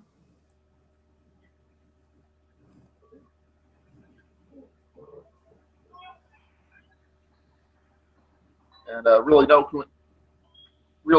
coincidence that he would call himself the Bruiser after this team. Crusher and Bruiser, very.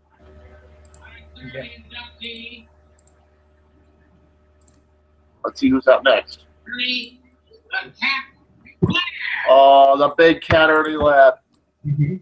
One of the greatest black wrestlers of all time. WCW and WWF Hall of Fames at around the same time period, which just tells you how respected this man was. Absolutely. One of the great villains of our time. As we mentioned during the Black History Month podcast, 2 things that he invented, that he innovated. One of them being the milking an injury and getting some offense out of it. He claimed to have an old hand injury, so he'd tape up his thumb, and he was one of the first to use the Asiatic spike as a finisher as a result. Mm-hmm. And the other thing he did that I didn't realize he started, but has been used several times afterwards that I really like, is the "screw this, I'm out of here" finish. Yep. If the heel is getting beaten up too much, sometimes he'll just take a walk to protect the title. And honestly, that's a finish we should bring back. We should do that a little more often. Yeah, and that's one of the problems because they've forgotten the count out for the most part. So. No man stands as tall. And I think part of that is that nowadays it would be weird for the babyface to just stand there and wait for the guy to come back. He'd be expected to say no, to basically drag him back to the ring. Well, yeah, but it also works more if it's in a title match for those ones because then you know that. Wait, why am I letting him go on this one? He goes, I lose the title. Yeah. As I said earlier, of course. So it's really weird, but there you go. Located at the CNN Center in Atlanta, Georgia. Anytime you're there, we invite you to come by and see it. Wow, they had a physical Hall of Fame. How weird is that? What's that? They talked about the WCW Hall of Fame being at one CNN center and inviting people to see it. Wow. They had an actual building. Who knew? Yeah. Assassin. The Masked Assassin. Mm-hmm. Joe Hamilton, one of the originals, one of the great masked wrestlers of our time. Yeah. On the sport over the years. As we mentioned earlier, a fun fact, he's actually the father of Nicholas Patrick Hamilton, better known as WCW's great referee, Nick Patrick. We honor her tonight. Wrestled 14. Yeah, and it's almost weird that didn't lead to Nick Patrick doing some wrestling on it, like Danny Davis would traditionally do before he actually became a wrestler and would put on the mask and be Dr. X there. Yeah, I think part of that is that Patrick, he wasn't that big a guy. Unlike Danny Davis was somebody who had enough height that you could imagine him being able to handle being in the ring. You really didn't see that with Nick Patrick. He was too small for something like that. Yeah. And certainly qualified him to enter the WCW Hall of Fame. Congratulations. This is just catnip for somebody like me. Getting to learn about, getting to talk about these old guys like this. Yeah. And that works because this is the type of stuff we rarely do on this show, so it gives us a chance to actually show that, yes, we know our shit, too. Anderson. And speaking of knowing our shit, we have Ole Anderson. Wait, hold on. Let me rephrase that. Anderson, a native of Minneapolis, Minnesota. Ole Anderson, one of the great tag wrestlers of our time, but once you put him behind the curtain, things kind of went haywire. Yeah. And that was also the problem because he was still a very important wrestler on this one just because of the Minnesota Wrecking Crew. Without them, you wouldn't have their kayfabe cousin, who you might know as Ric Flair on this one. And from there, the Four Horsemen. So you can't underestimate that he does have a value on this in the business outside of it. He has a great value as a wrestler, but as a promoter, he came up with stuff like the Shockmaster and the Black Scorpion. Yeah. Which were two of WCW's 5 worst ideas, and consider how much ground that covers. Yeah, but at the same time, there's also the case where we'll just remember that a big story beforehand for WCW was that some people had said that in board meetings there was this one guy who no matter what meeting it was, he was going to come up with about 10 ideas, and at least 8 of them were going to be absolutely terrible, and the other 2 would be, okay, that might work. And that guy, Ted Turner.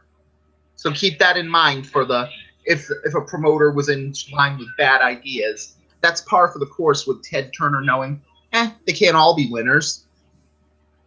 Well, that's true, but that's why you have to have multiple people. You have to be able to bounce things off of, because not everybody is going to be able to do very well on every idea.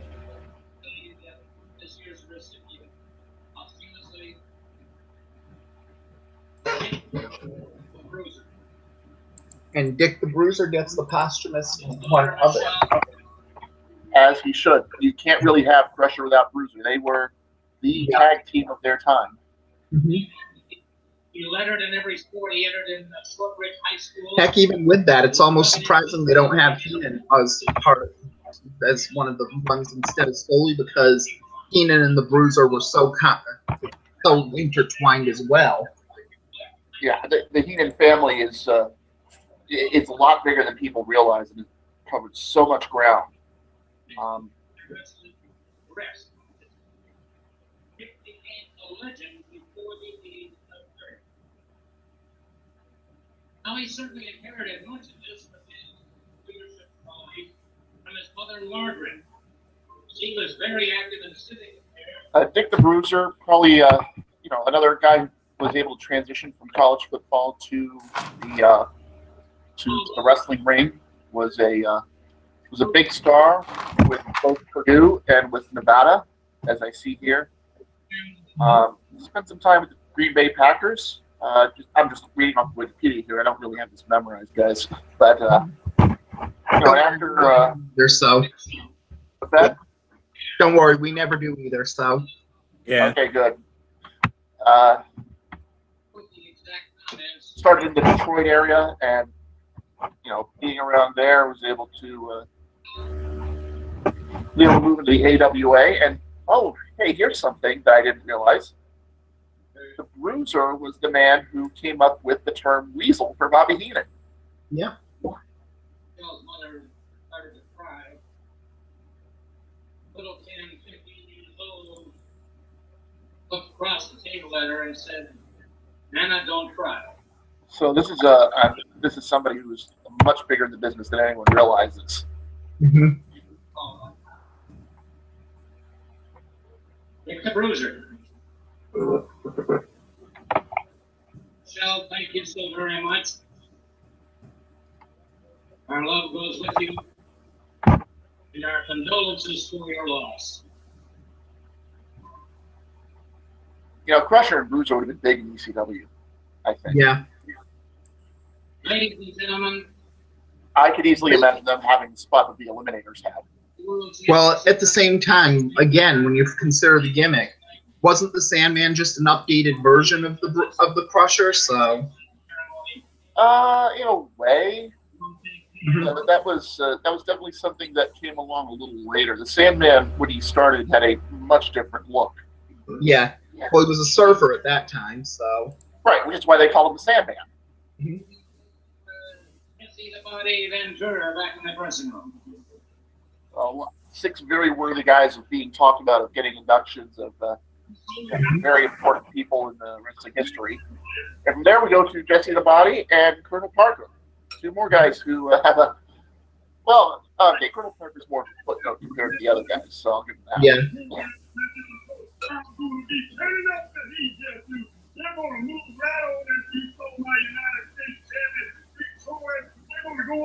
So as you may have guessed from the appearance of Colonel Parker, our next match is going to be the bullroom match Mm-hmm.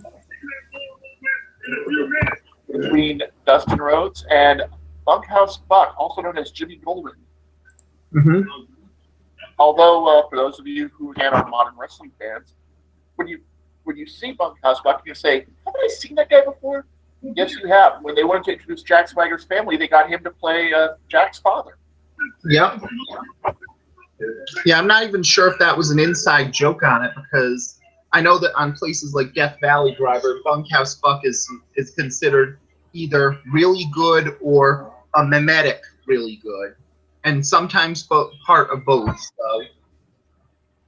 I would think that the inside joke is claiming that Dutch Mantel and Bunkhouse Buck were brothers. Yeah. Ladies and gentlemen, it is time for the big bull rope match. So I don't know if this is going to be held under strap rules or if it's just, or if the 2 are just tied for the heck of it.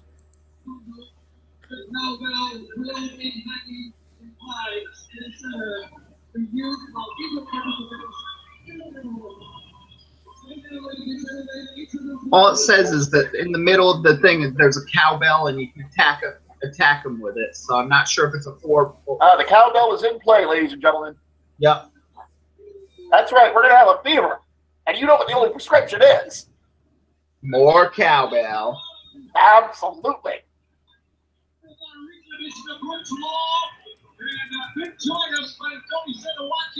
It is so weird seeing Dustin Rhodes without any makeup on. And I'm sure he'd say the same thing. Mm-hmm. Here we go. Oh, here we are. Here's the head cashew. There's Bunkhouse Buck, looking like they just dragged him out of some moonshine distillery somewhere. The saddest thing is that when you consider all these people on this one, you'd have to put it at least a 5% chance you get a remake of this match with Cody against Jake Hager with his father and the MLW manager at All In 2. Right. I wouldn't mind seeing that, actually. Yeah. It might actually be pretty good, so. And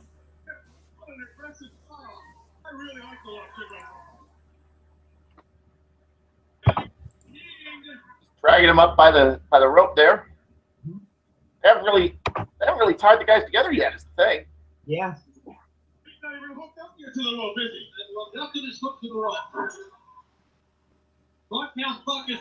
I think in theory what they're supposed to do is put it around each person's wrist so that one of them can't run away from the other, but then again, maybe it's just a regular match where the bull rope is a legal weapon. Who knows? Yeah. Yeah, I mean, it's not like WCW didn't ruin the scaffold match for those things, so it could just be a regular match too. We had a wild bunkhouse match in our last interview. Dustin said this is the type of match. Yep, and yes, the way that WCW ruined the scaffold match made it far, far safer, but there's so many matches that WCW just turned into nothing. Like this one for Imperial for Bull Rope, you have the scaffold match. And don't get me started on how they ruined the First Schluggener classic indie and territory Judy Bagwell on a pole match.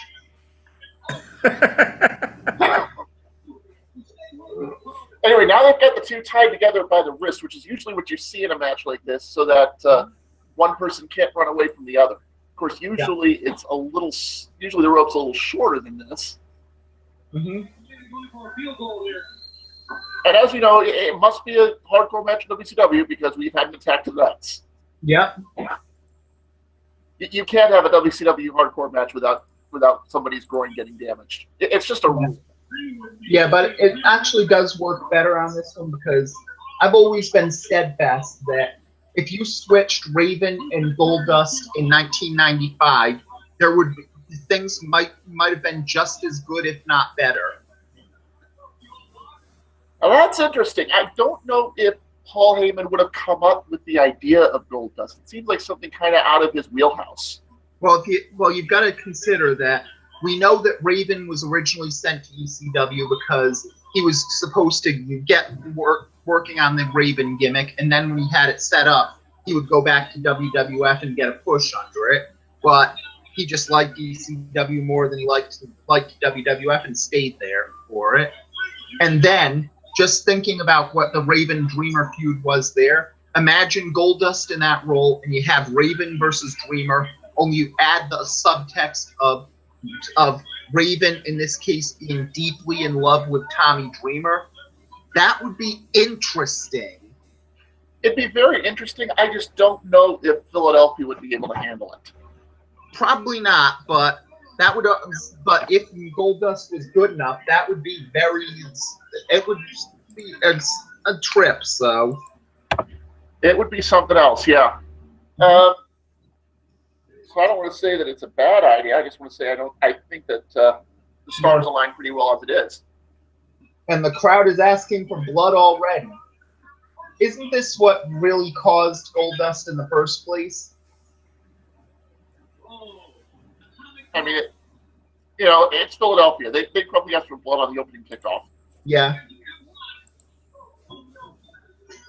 Yeah, but from that one, basically the uncensored match that was basically the final of these things with Dustin Rhodes versus Blacktop Bully fighting on the back of a truck, trying to get through these ones because WCW made weird matches like that. And both guys did a blade job, so both guys got immediately fired for bleeding, and that's what sent Dustin to WWF. The rest is history. Yep.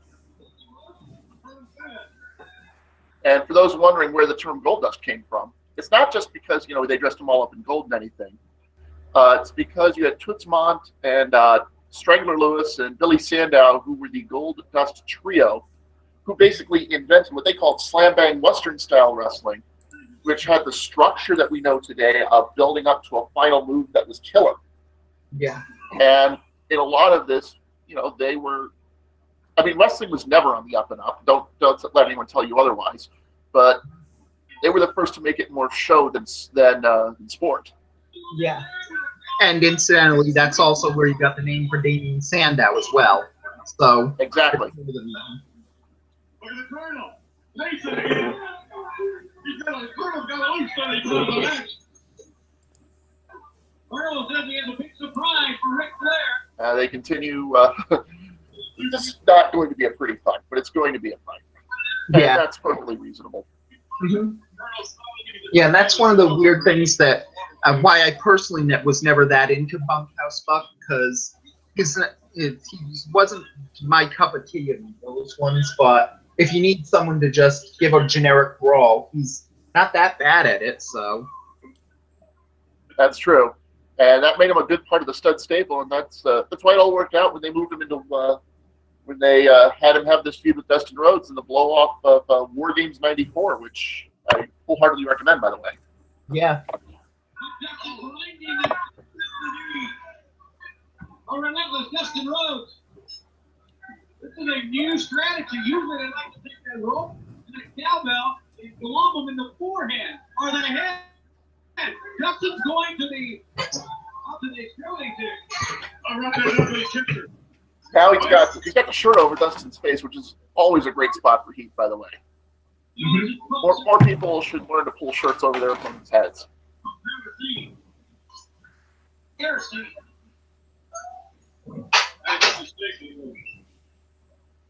Now he's pulled the belt out and he's just giving him a whooping. Come on, Dustin, get the shirt off your back. It's like you said, he was good for a good brawl. And that's what we're seeing here, a pretty good brawl. Just two guys beating the crap out of each other. Now on the outside, the bitter rivalry. Oh, George gets dirty now. They get dirty now? Well, what? Well, we've sort of been ignoring commentary this whole time, but they just had a great moment where they're going outside and Heenan says, now is where it gets dirty. And Schiavone looks at him and says, what do you mean now? Yeah. And that's one of the weird things, and it's probably a reason that Schiavone gets so much heat on it, where at the best, Schiavone was someone you don't notice, and at his worst, you absolutely notice. And Bunk now tying, this is great, he's just tying Dustin around the ring post at this point. Mm-hmm.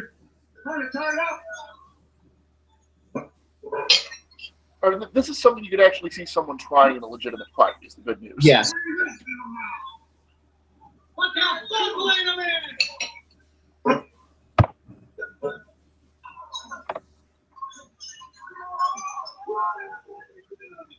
He was spinning a little bit on his tail there. This is horrible. You hear it? Just a war at this point. And that's really all we ask for with a match like this. Mm-hmm. Yeah, you don't ask for Bunkhouse Buck to give you a match where they know a wrist lock from a wristwatch or anything close to that. Yeah. And again, as I was saying earlier, this feud, this is basically Dustin Rhodes trying to take out the stud stable. And as part of this, at one point he asks for Arn Anderson's help. And anybody can tell you that is a really, really stupid thing to do. In fact, Arn Anderson even says, "Are you sure, man? Don't you know my reputation?" Mm-hmm. But he agrees to do it, saying, "Just be warned, I am going to be the evil bastard Arn Anderson that you expect."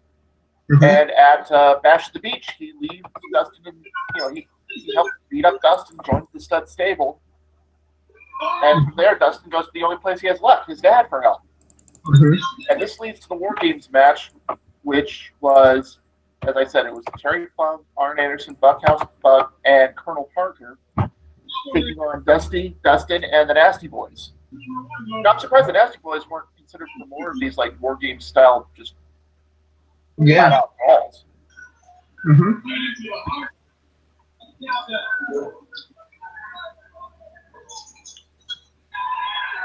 Well, that was getting into War Games style brawls for the Nasty Boys was when they were using the fact that Brian Knobbs and Hulk Hogan are very good friends for good instead of evil. That's true.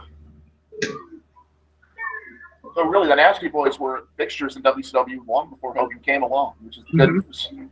And they had, you know, they'd have some bad moments, but when you put them in their element, they had their good moments. And you know, I mentioned this earlier in the broadcast, John. I said, if you want to see what they're capable of, check out WrestleMania 7. Check out their match with the Hart Foundation. Yeah.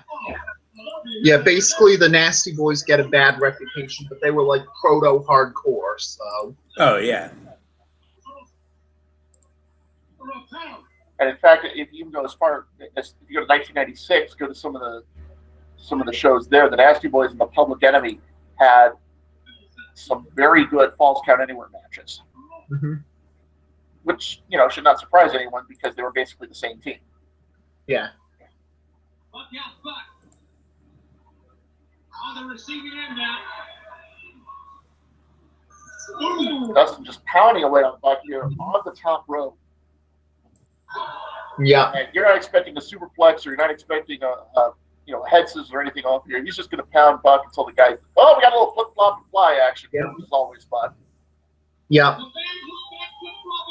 And honestly, that does go with the stuff when it's rarely used in this case, where it actually made the Dusty Rhodes move that much better on it, because it really felt like Dustin's dedicated to do this. He wants to prove he's his own man, and he would absolutely prefer anything else but asking his dad for help on these things. But sometimes you just have no choice, and you gotta tap out and say, "Mom, Dad, can you help me?" And that was a very important thing there. And in fact, part of it was on television. This is one of the more famous interviews. You know, Dusty had to convince Dustin that the way he was going, he was never really going to come out on top. And at least to one of the most famous sound bites where Dusty reminds Dustin, "Hey, if you ain't the lead dog, the view never changes." And now we have the spot where the referee's bumped, the manager comes in to try to do something, and he's going to regret that.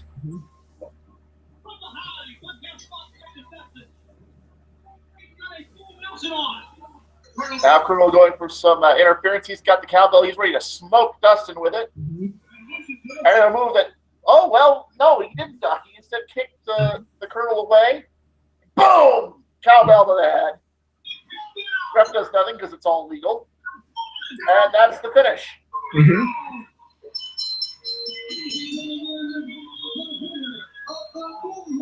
So what do we think about... Oh, wait a minute. We're not done yet.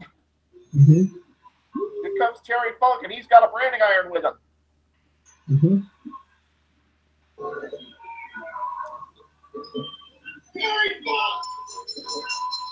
We're not going to have any time to celebrate. We're going straight to the heel beatdown here.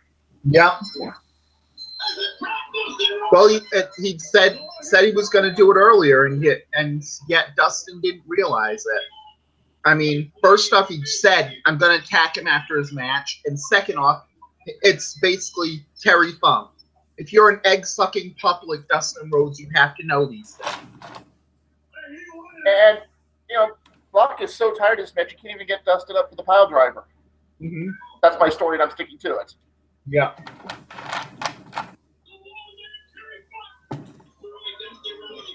And just brands him right in the back. Here come the guys in suits to try and break this up. But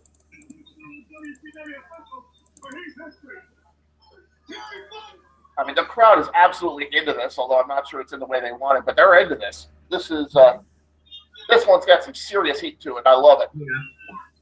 Yeah, and that one is probably one of the cases where it would be weird for my theory on Dustin Rhodes that I mentioned, that you could see that he would get Philadelphia's respect in ECW, but you can also see that he'd be like Tommy Dreamer, and they would absolutely tear him apart before he earned their respect. Absolutely. Because they think he was just riding on his dad's name. Yep. And that's actually kind of weird that ECW never really had any second-generation wrestlers, if you think about it. Closest thing would be Sabu to the Sheik, and he was just his nephew. Well, actually, the closest thing would be Terry Funk, but Mm-hmm. and I don't think that counts. Yeah. By this time, Terry Funk was his own generation, so. And by the way, much love to Dustin for doing a wonderful blade job on that one. Yep.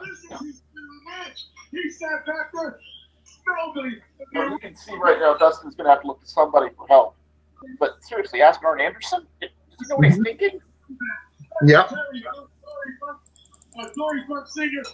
Well, that's really tells he's desperate and he'll do anything, but the one thing he doesn't want to do yet is ask his parents for help on it. So he'd rather go with ask someone who he knows is going to treat him like crap than have to swallow his pride that much. Mm-hmm.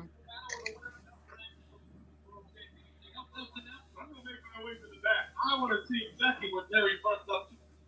So maybe you could do. And Dustin being helped with that is some nasty blood right there. Yeah. Well, the Philadelphia fans wanted blood. They got it. Like father, like son. Oh, yeah. Yeah, nobody bladed like Dusty. Mm-hmm. Especially when they told him not to. Yeah. Yeah, well, Dusty... Somebody tell the Dweeb what to do, my friend. Well, I think that Dusty and Flair were the first two people who really made the rest of the world know for a fact, wait a second, blonde people bleed really well because the blood gets in their hair. Right. Like, even before that, there were a lot of top blonde wrestlers, but they didn't really bleed that much. Alone with the gentleman I first met out in San Francisco, they called him Bombs Away Ray the Crippler Stevens. Ray Stevens. Now, I've told this story before on other podcasts, but I might as well tell it here. That my favorite territorial angle, Pepper Parks, I think the guy's name was, proclaimed to have abs of steel out in San Francisco and said that nobody could damage them, no matter what they tried. Mm-hmm. At the time, Ray Stevens' finisher was a top rope knee drop. So he said, I'd like to test that theory. Let me try it. So Parks lay down. Stevens got a running start, delivered the knee drop, didn't do much damage. He said, wait. Okay, let me try it again. Does somebody have a ladder? Can we get a ladder in here, please? So he goes up the top of the ladder. Parks is just waiting for him to deliver it. And Stevens changes trajectory and nails Parks in the throat with a knee drop from the top of the ladder. Mm-hmm. Big heat for that one. Yeah. Yeah. And it was Pepper Gomez. Pepper Parks. Gomez, my apologies, yeah. Is Braxton Sutter from TNA, so. Oh, there we go, yeah. I heard you laughing. I admit that was a stupid mistake on my part. No problem. I'll tell you what, though, you're going to have to go a long, long way to find a couple of breaks like Ray the Crippler Stevens and a fine redhead, Red Bastille. Gentlemen, I thank you very much. We'll have a full one out in San Francisco's Big Time Wrestling. That's where that happened. That was something else. Yes, what a night we're having here. And here we go. Here's the man himself, a nature boy at a mere 42 years old at this time, or something like that. No, 44. Excuse me. I understand. During the course of that interview that Team conducted with Ray the Crippler Stevens and Red Bastille, I was told by Rick Winners that Ric Flair, the world champion, will be coming out first, and that is odd because usually the world champion. They're even saying usually the champ comes out last. Yeah. Tradition must be upheld, ladies and gentlemen, but in this case, Flair doesn't know his opponent. Yeah. Well, WCW was always about the traditions on this one, so things like that actually help matters. So, yep. And a show like this, like Slamboree, where it's all about tradition, you kind of have to make that nod. Exactly, and like we said at the time, Parker was promising a mystery opponent for Ric Flair, said it was going to be a tall, blonde, former world champion. And really, when you talk about tall, blonde, former world champions, there's only one name that's supposed to come into mind. And yeah, you can see the signs here. They think it's Hogan. Mm-hmm. What a surprise that would be, all of us, Tony. But at the same time, how would it be Hogan if you know that Hogan would come in as a babyface? Well, that's the thing. They didn't, WCW probably should not have brought him.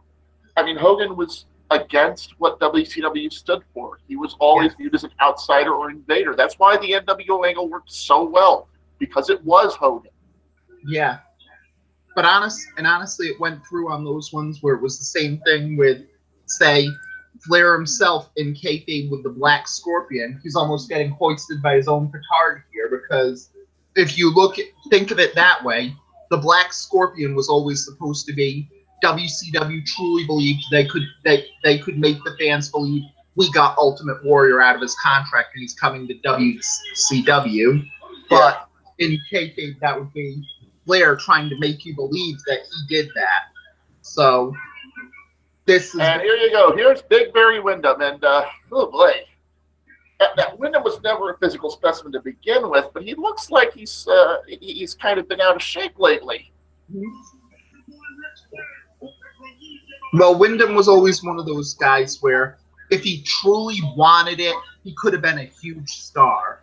But he was always the guy that, as it was said by many people, as long as he had a nice car, a $10,000 in his bank account, and a pretty girl at his side, he was happy. So, more power to him. And you can kind of see the genetics here, as we've mentioned, as has been mentioned several times. Barry Windham's sister is, of course, the mother of Bo Dallas and Bray Wyatt. Mm-hmm. And you can see, really, when you look at those two, you can see some of the Windham/Mulligan genes in them. Yeah.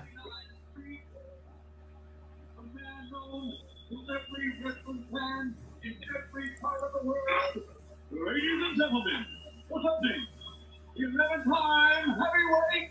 Oh, he's only on 11 at this point. Mm-hmm. Yep.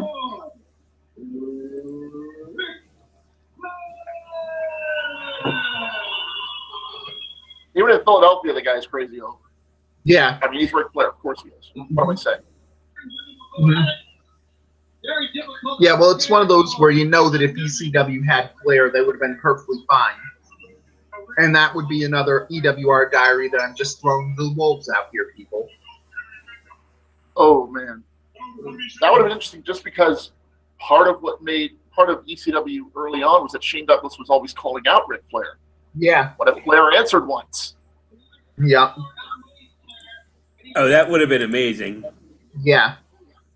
Well, that was basically the whole thing with Taz versus Sabu, where when Sabu left, it was because he went to Japan and then WCW, and no one in ECW thought that Sabu was ever going to be back until he came back, and suddenly there was this big feud for it. Randy Anderson getting in between the men. What Wyndham's got to do in this matchup is use the size, use the strength, cut the ring off, and don't fall into the Nature Boys' tracks. Big slap! Wow! He hit him hard! It's amazing. Barry Windham here sort of carrying a little extra weight. You compare him to his brother Kendall, who was never able to put on weight at all. It's kind of amazing, that brothers can be as different as that. Yeah. Well, also the fact that you've got to remember that Bray Wyatt was an offensive lineman in college, and linemen will need to get big for it, and yet Bo Dallas never really had that much indie experience, and even then, Dallas is visibly gaining a little bit of weight himself, so he's starting to get the similar look to Windham right now. So he's starting, but you can still see him having a lot more of a life built, and really, I mean, I've said this before. I think Bo Dallas is criminally underappreciated. Yeah. Well, at least now he's starting to get some of the appreciation that it came through on it with the B team and with how good the Miz Taraj were. So people are starting to see, wait, he is pretty good. So Yeah, they're starting to see part of what made him, why he was, the guy in NXT before the WWE Network came along. Oh my gosh, look at all that blood on the bat. Well, no, that's all one shot from Dustin.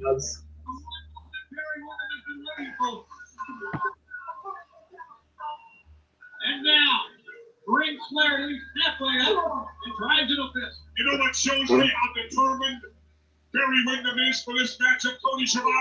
As far as I know, this was just a one-off appearance by Barry Windham, by the way. I don't know if he was around after this. But, but that was also a key. One thing to remember about the Flair title reign was this reign was kind of lackluster because it was basically they were booked into a corner.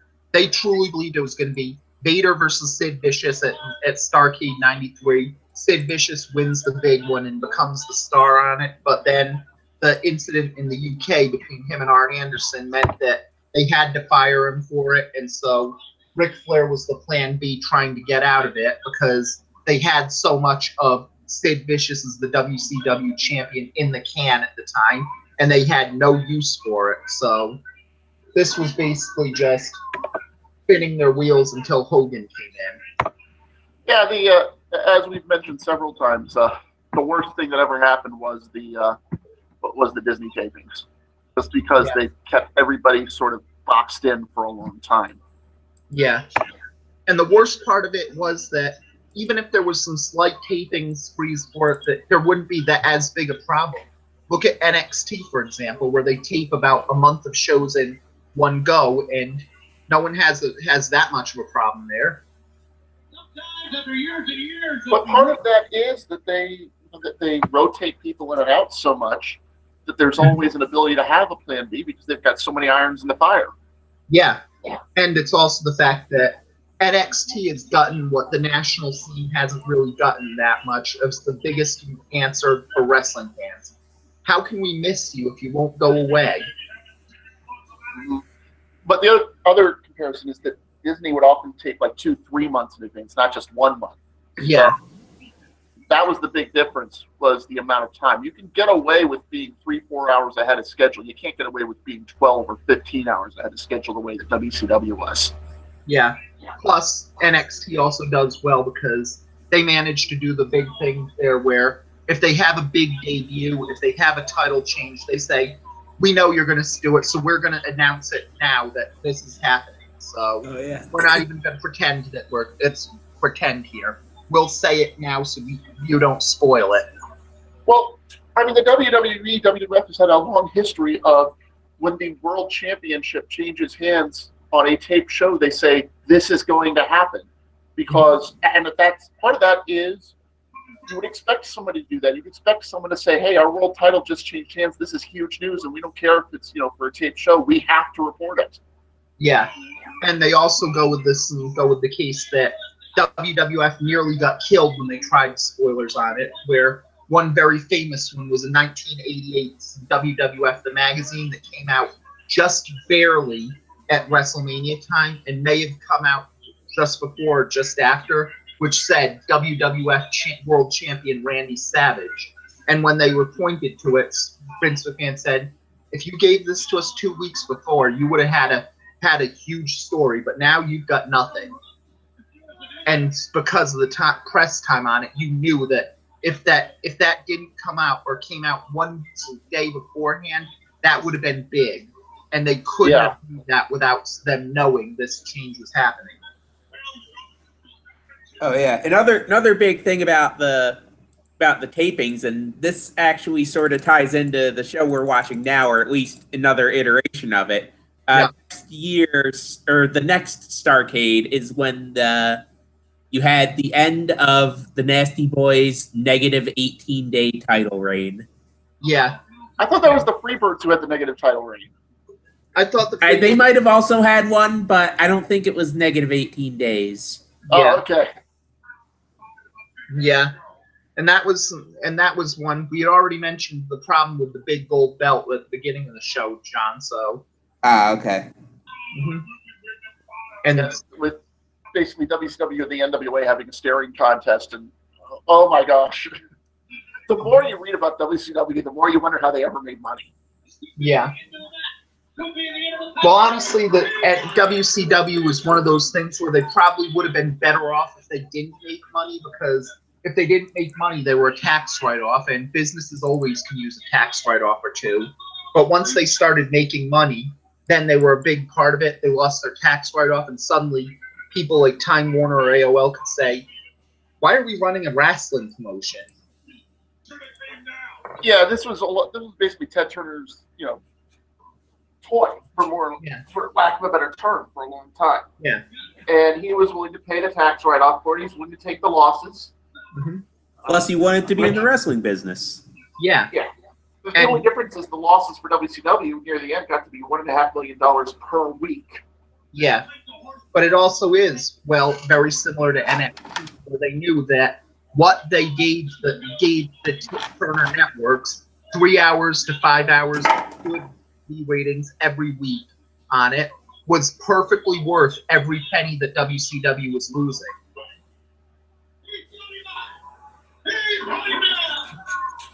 Well, we're sort of ignoring a very good match here, but of course it's Flair and Wyndham. They could have a good match in their sleep. Yeah, and that's one of the things where even Flair and Wyndham at their worst is still very good. So.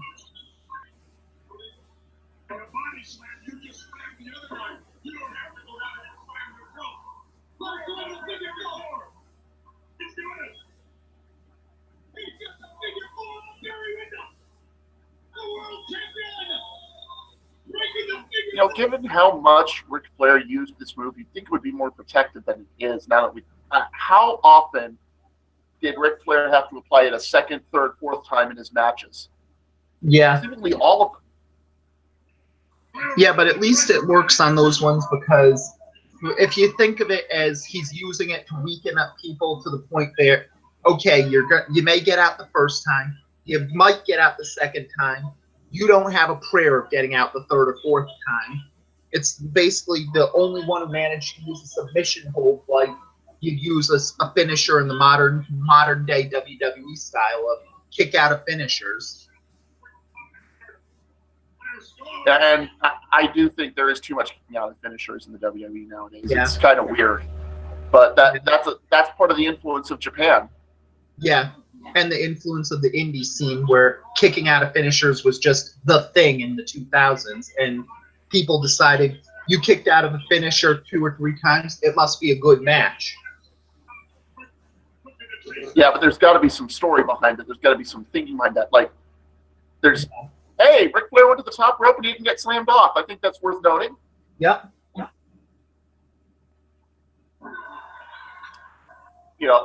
By the way, Ric Flair does not get enough credit for having a very good knee drop on top of everything else he has. Yeah. Well, you never get to see it most of the time. Yeah. Unless he's doing it to his jacket or whatever. Yeah. Yeah, Ric Flair versus his wardrobe, a 4-star match on every show. Yes. Yes, because Ric Flair is one of the only people in these ones where he can show you that he's a star, because he can claim he bangs Halle Berry and claimed he banged Zenyatta, the racehorse, and you'd sort of think, I could absolutely buy both of those things. Yeah. Get enough Kalua get enough kamikazes in Ric Flair, I'm sure he'd start making moves on a racehorse. Yes. Oh, by the way, John, has Tommy told you about my plans for the Ultimate Royal Rumble drinking game? No, he hasn't. I don't think you need to get enough people to do this, but my plan would be this. Basically, everybody, of course, draws one number, and your wrestler is that number. But in this case, you take a drink every time the person goes over the top rope, lands on the apron, and comes back in. So if you drew Dolph Ziggler, my condolences. Yeah. The exception to this, by the way, is that if you happen to draw Kofi Kingston, you wait for the right moment and you chug. Yeah.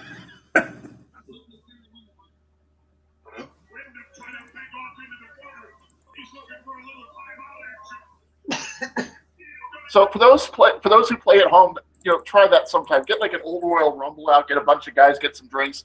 Let me know how it works. Let me know if you think think it's a fun idea. Yeah. That might be something to consider after this show ends, so. Ric Flair just punching Wyndham down. That you don't see him get into a boxing-style brawl very much. Yeah. And Wyndham grabs the trunks and delivers A headbutt to the gut by Wyndham. Very nicely done, I must say. Yeah. Flair waltzing in on that one. Well, that was always one of the pluses where Wyndham was always one of those guys who you assume is a technical wrestler, but was more of a brawler than that. So. Oh yeah, he was a very good brawler too. He was somebody who.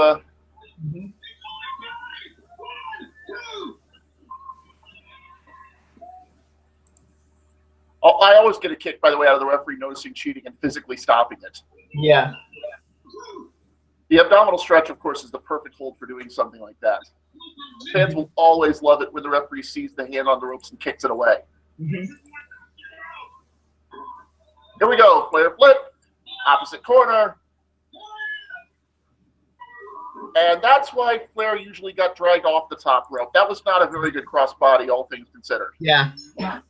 Yeah, you can see on those ones that Charlotte must not have gotten it from Flair on their aerial work. So. Yeah, there are very few things that Charlotte picked up from her dad. I believe the robe, the attitude, the ability to book herself in the main event on a moment's notice, and don't forget the willingness to show people your ass. That's another thing too. You bought that ESPN issue already, haven't you? No comment.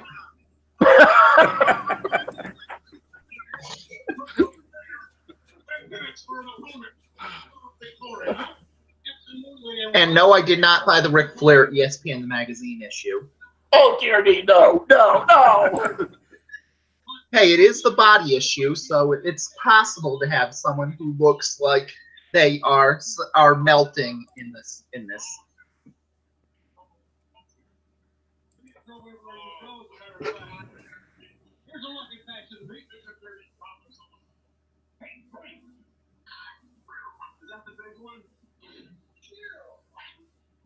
Now we have a Bash at the Beach '94 commercial, which, this is about as 1994 as it gets, isn't it? Let's try and convince people that Okerlund and Heenan are, really popular in beachfront settings. One moment, I had to call my local cable operator. Okay, never mind. They said that I'm 24 years too late. In the month of July. Ladies and gentlemen, don't forget at home you can still get on the horn. Call the WCW hotline, ask your vote. Our compelling question, whether or not WCW should ban Cactus Jack from competing.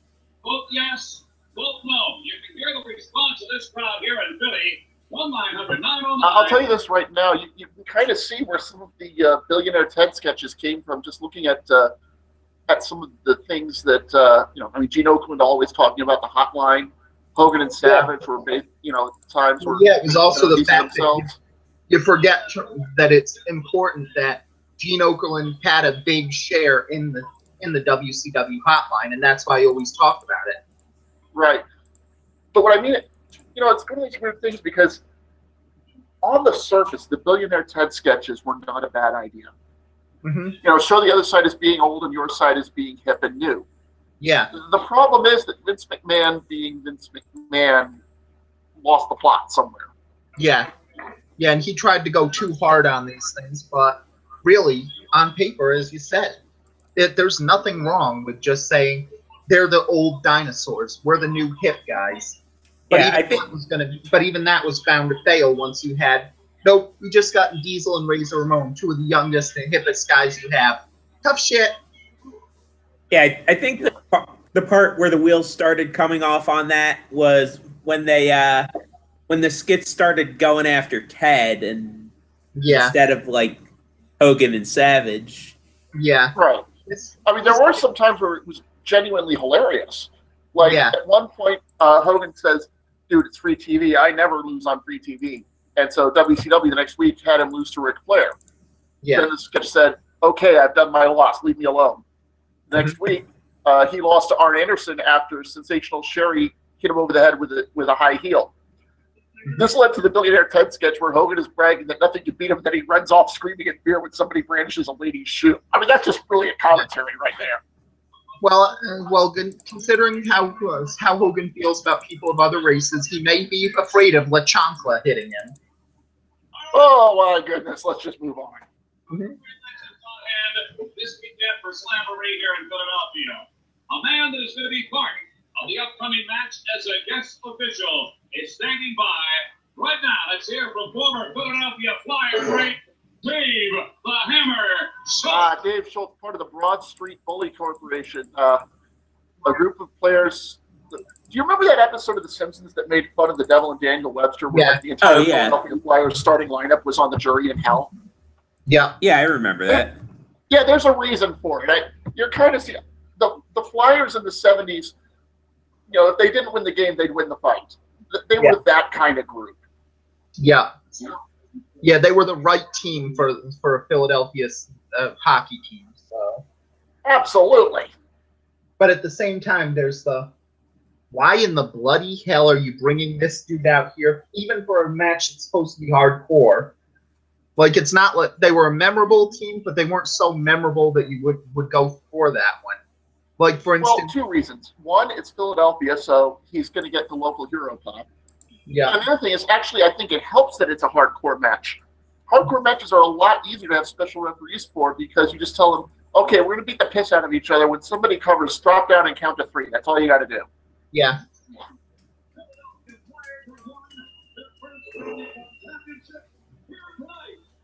So I have no problem with special guest referees in street fights or false count anywhere matches where they basically exist in case the action goes to the crowd. They provide, extra security. That's part of the reason that Ken Shamrock was the special official for that I Quit match between Hart and Austin. Because at one point those two go to the crowd. And, you might be tempted to take a swipe at Steve Austin or Bret Hart, but if the world's most dangerous man is within 5 feet, you're not going to go do that. You're not that stupid. Well, I'm not really talking about those ones. I'm just talking about, like, for instance, this, considering the very next match you have them getting someone like Shaquille O'Neal, a bona fide celebrity athlete on this one, and that's closer to the Mr. T level of celebrity or closer to the Hugh Jackman level of celebrity. Someone like David Schultz is closer to the Larry Young or Herb level of celebrity. He's there, but But I think that really the national audience, all they need to know is local goon hockey player is referee, and they kind of get that. Yeah. By the way, I kind of want y'all to pay. I kind of want you to pay attention to this match more than others, Tommy, just because this is a fun fact. This is actually at 9 minutes 56 seconds the shortest match that Scott Keith has ever given 5 stars to, and I bring him up because he was my mentor in terms of looking at wrestling, in terms of getting into the internet community. So for me, that kind of means something, and it's not like he's ever really been too wrong. So plus that We Want Bloodline was one of his too. Yeah. So this is going to be just a war for 10 minutes. As you can see, the Nasties jump over the top rope into the ring. When have they ever done that? Yeah. And again, look at Dave. Schultz is just standing in the ring like, okay, you guys do your thing and let me know when I have to start counting. Yeah. And that's what you do when you're a special referee in a fight like this. It's kind of easy that way. Cactus Jack has a chair. Kevin Sullivan's on into the crowd. I don't think we're going to see too much in the way of wrestling in this match. Yeah. Hey, we've got a pair of crutches now. Sullivan using a crutch. And Sags and Foley are in the crowd in the front row. Somebody give me a chair so I can whack him with it. Yeah. This is fantastic already. Just no rhyme or reason to this one. And you can tell from some of the signs, by the way, that people knew Hulk Hogan was in negotiation at this point because they're already planning for the Flair-Hogan fight down the line. Yeah. Well, and Sags visits the railing. He's going halfway up the entranceway at this point. Meanwhile, in the ring, we got Sully and Knobs, and Sullivan with a drop. Did you know Sullivan could do drop kicks? Mm-hmm. Look at his shoulders and Sherwood is staying in the ring. He's going to follow him up to the floor. And fire extinguisher to the back. That's going to leave a mark. Mm-hmm. They're just hitting everything with everyone not nailed. Now Sullivan going for a pile driver on Knobs on the entrance ramp, and gets it. Yep. This is just fantastic. Didn't get all of it, but that just makes it more brutal in a match like this. So. Yep. Trash can to the dome of Sags. Let's get the trash out of the trash can. You may be asking who's the legal man. Now this may have some lunch too. You may be asking who's the legal man. No. Everyone. And another trash can to the dome. And whatever that was. Yeah. Yeah, that's one of the weaknesses of the 5-star thing from Keith. There seems to be a lot of cases where they clearly didn't get all of it and just starting on this, so. Yeah, we'll see. Oh man! Well, this is just a war. Yeah. The double stomp by Sullivan. Mm-hmm. You can't. Jesse, you just let it go. Now Cactus coming off the middle rope. He's got Knobs on that trash can. He flips over a trash can. Bang, bang! Oh, Knobs moved! And Foley just crushes the trash can. Yep. Yeah, and that was a good angle on it, where you almost feel like you didn't even hit the trash can there, so. Right, it looked like he got a lot of the concrete, too. Mm-hmm. Trash can absolutely bent, absolutely folded up in half. Mm-hmm. The Nasty's just beating everything with everyone not nailed down or whatever. Mm-hmm. Here, have another trash can. I wonder what a legend like you says. The crowd going nuts for all of this, of course. Yep. The only thing missing from a match like this in Philadelphia is natural born killers. Yeah. That would probably have taken this up to it because, again, the New Jack is in Snoop Dogg mode where you just know anything gets better when you add the line, and the party gets bigger when X makes the scene. Yeah.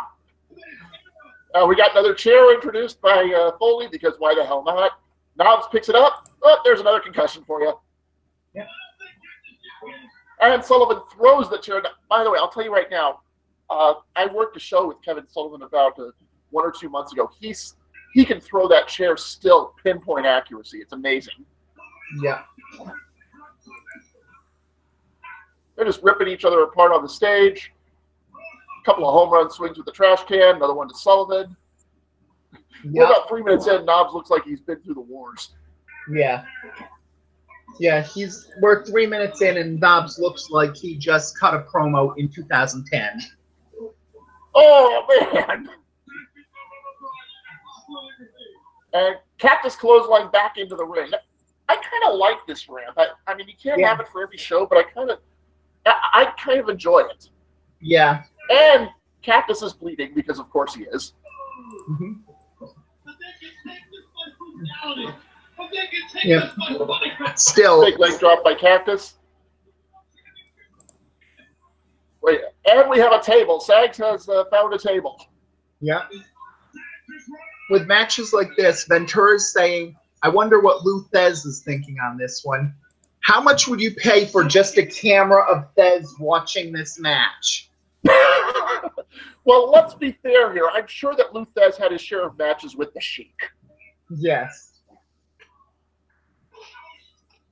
I remember they both got on a table in Chicago and broke it. And he's through the table! Good God almighty, that man has a family! Wait, is he very good at 1994? I forget. And actually, it does work on this one that WCW was learning how to gimmick the tables, so that's a plus. Yep. As opposed to the famous Funk Flair one, so. And Sags just worried Jack out with a light stick, with like a tripod. He's attacking him with 2 Cold Scorpio. Good God, this man!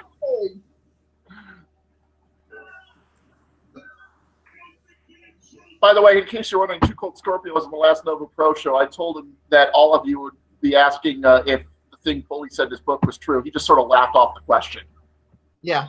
Well, honestly, if you've got a rumor going on that you have a very large penis, wouldn't you own that shit and try to say, no, I'm not going to say anything against this?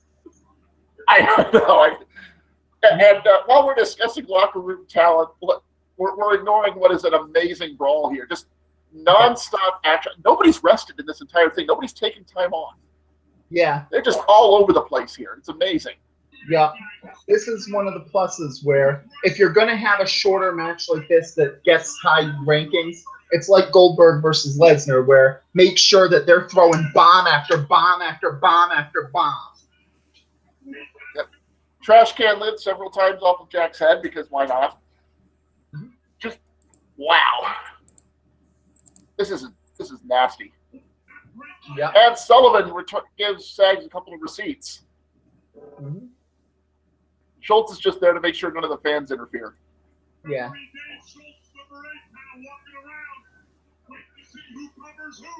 And somebody sets off a fire extinguisher. Mm-hmm. Yeah, that's one of the things where I don't think the fans are that drunk or that crazy to interfere in this, even in Philadelphia. That's true. I think that there's just too much respect, especially for Cactus Jack right now. But yeah, who knows? And more shots to Sullivan's head. Sullivan just holding on for dear life at this point. You know, I'm never not going to enjoy a tornado tag war like this. Like, yeah. You know, you give me WrestleMania 13. Everybody else is watching Hart and Austin. I'm sticking around to watch the Legion and the Nation in the next match, because I just love when you get a bunch of guys together and say, you know what, just beat the crap out of each other. We'll decide what happens next later. Yeah.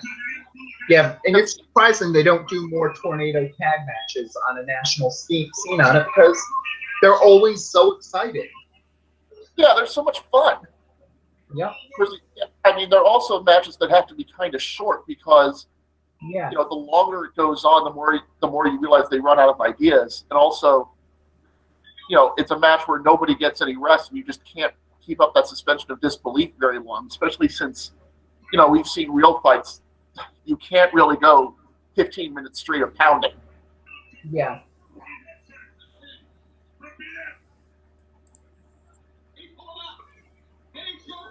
Oh, he just shoved Dave Schultz. You do not do that. And the crowd's like, get him, Dave, get him. Now he's grabbing Dave's hockey stick and, uh-oh. Oh, no, you don't. That's my stick, damn it.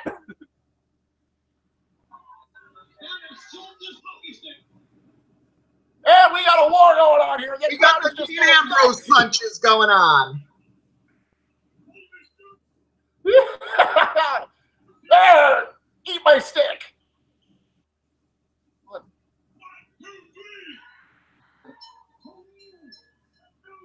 They even have a reason for Schultz to count fast on this one.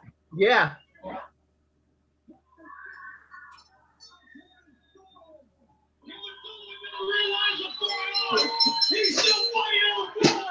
The fight hasn't stopped yet.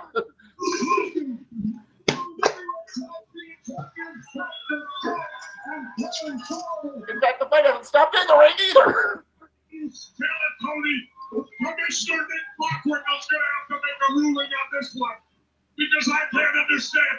What ruling can you make on this one? I think that Schultz passed counted the ball for one thing.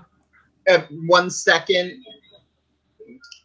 Oh, now we got Max Payne coming to the ring. And Max Payne was Cactus Jack's partner in an earlier tag title match back in Strings. Oh, that's going to leave a hurting mark. Okay, so we've had a guitar busted, we've had weapons, we've had all over the ring rolling. This is a New Jack match. Yes.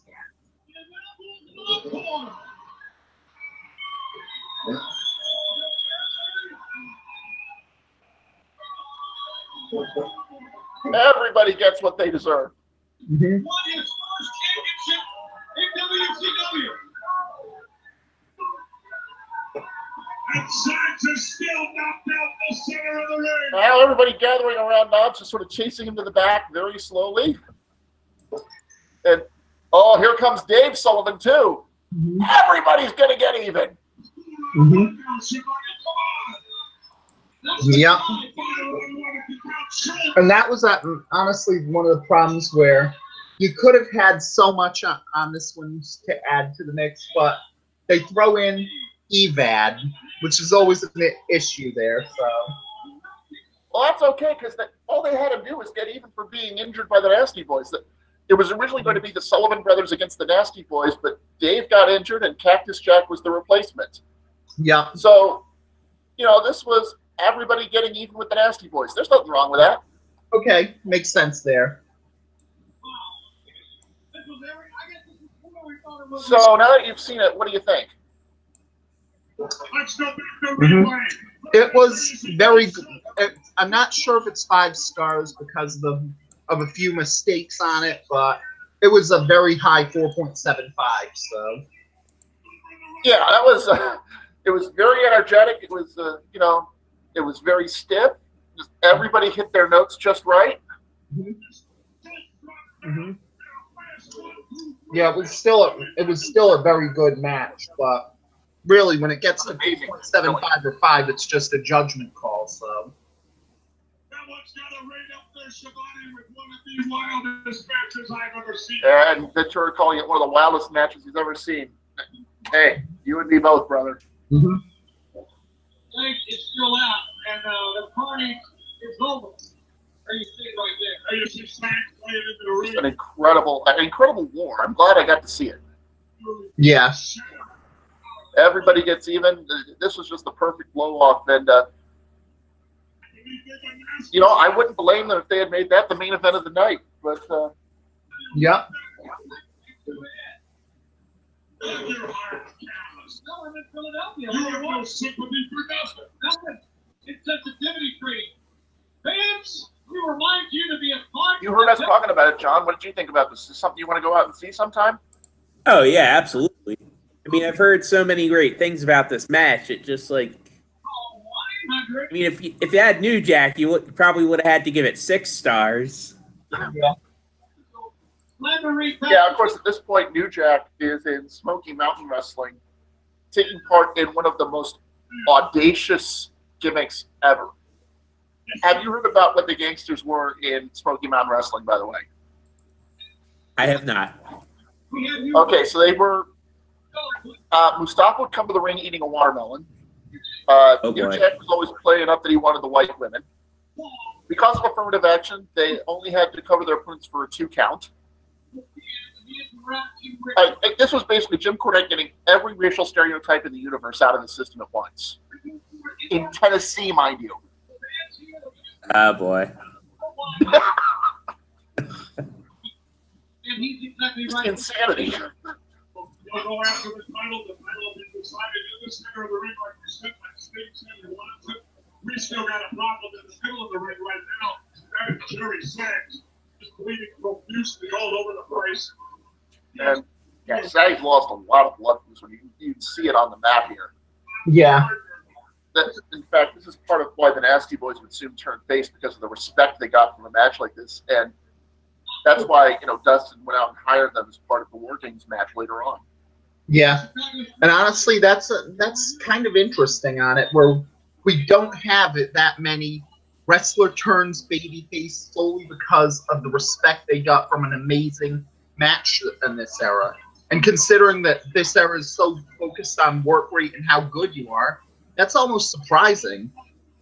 Well, I think part of it is that, Vince has to want to turn them. Yeah.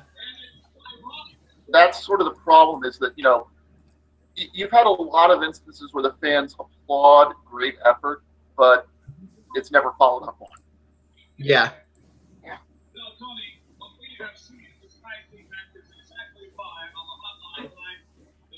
And honestly, that's kind of a problem, because eventually, if everybody on the roster is pretty good, eventually everybody on the roster will be a good guy.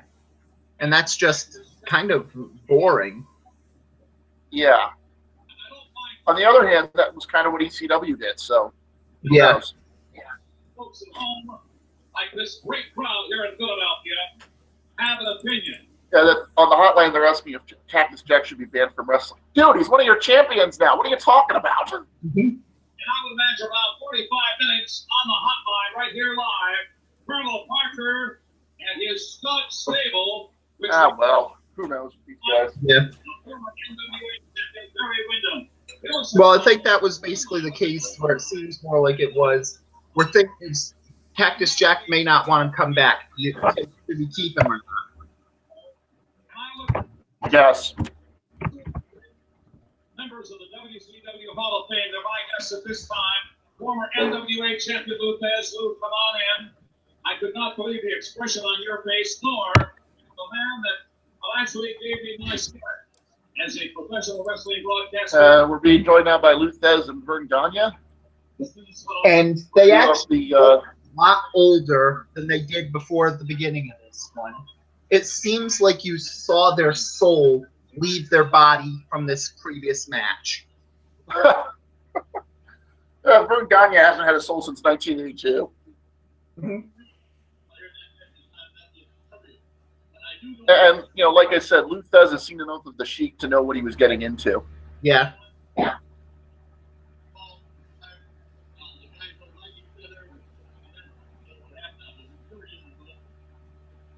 A guy out there saying there was no wrestling in this match. Really?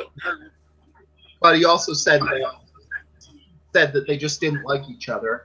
But honestly, that would be pretty much the case, because I think that what happened in the ring just now was more blatantly brutal than what Vern Gagne did in a nursing home. Oh. Oh, dude. Wow. Oh, God. Wow. Dude. Yes, I know, too soon. I didn't get the 22 years rule, so. Man. I thought we had a rule. Don't make fun of murder.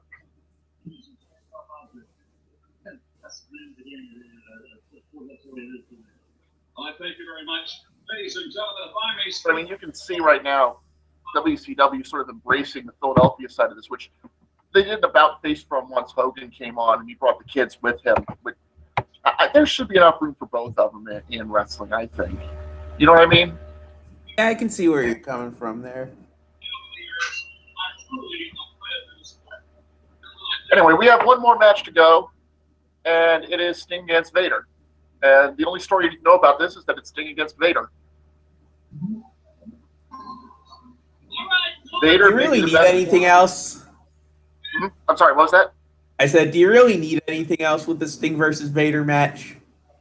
No, I mean, these are two guys who can put on a great match in their sleep. You have one of the best 400-pounders in the history of wrestling. You have one of the best baby faces in the history of wrestling, and they're going at it.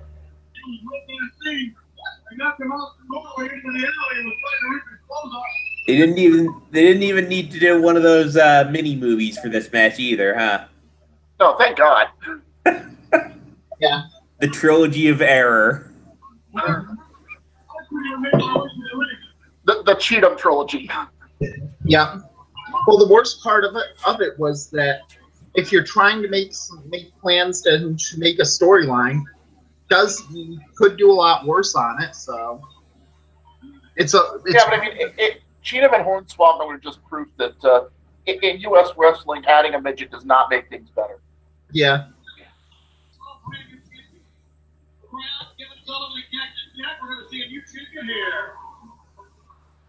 Yeah, that was just the example of making too much.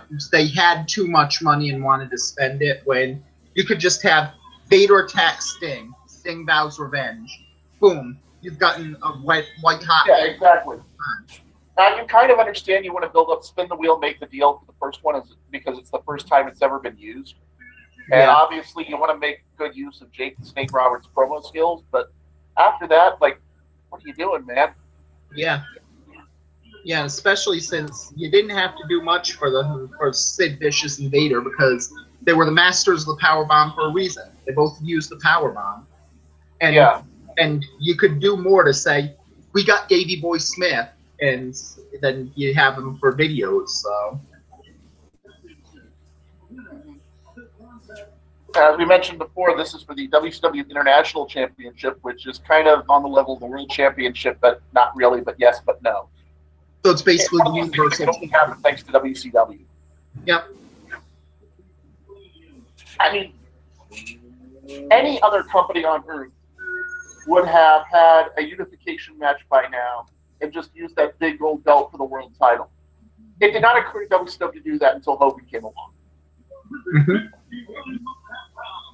From Boulder, Colorado, and managed by the famous Harley Hogan, he is the only man who holds 10 world titles of world continent, and many consider him to be possibly the best big man in the game today. Ladies and gentlemen, introducing A man they call Vader.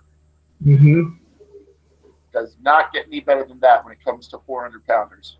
Yep.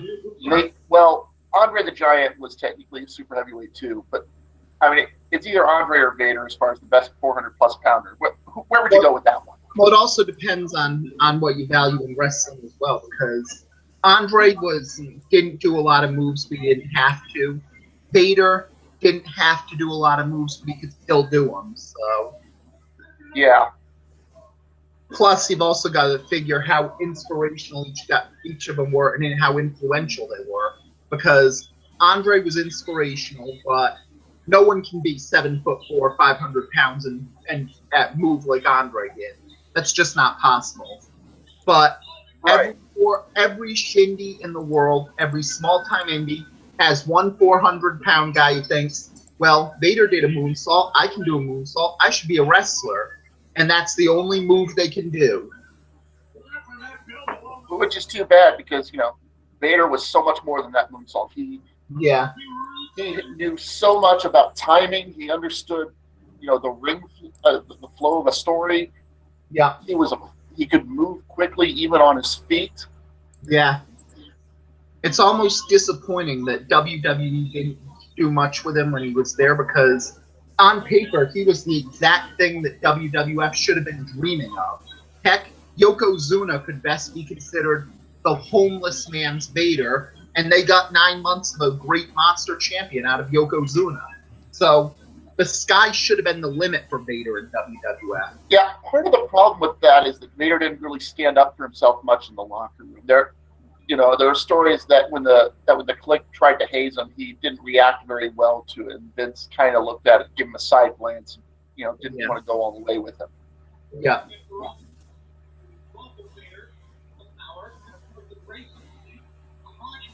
Which is too bad. But that said, Vader did get to main event SummerSlam in 1996, had a great match with Shawn Michaels, another one that you should look up. Yeah, but it was also a Shawn 1.0 match, so that really says it all. Yeah, that's unfortunate Mm-hmm. that we couldn't get, the heavily athletic Shawn and the friend to all people Shawn at the same time. Yeah. But at the same time, the friend to all people Shawn was also much, much better at psychology than the incredibly athletic Shawn, so it equaled out there too. So.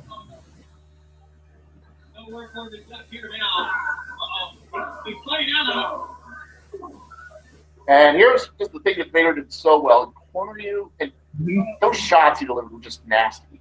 Yeah, and that was one of the good ones because you can see that Vader was using the same hockey fight punches or the Dean Ambrose punches as I mentioned, but he still made him look like it hurt. And that's something that not a lot of people can do. That's because he didn't pull them much. I mean, he made full solid contact. Yeah. And by the way, there's two places. If you're going to punch someone, there's two places to make contact. One of them, you can see Vader reaching around Sting and hitting him in the back.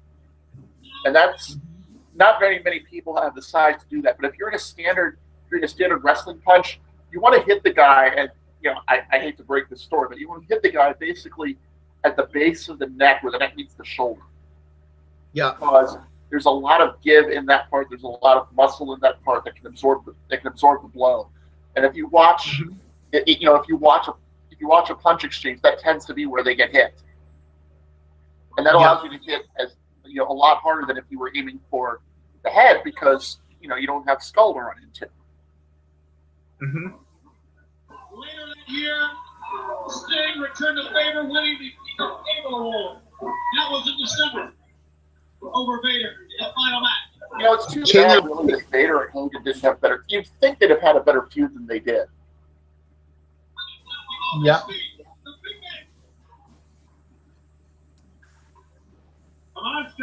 Team or tune? Yeah. Sorry? Team or tune?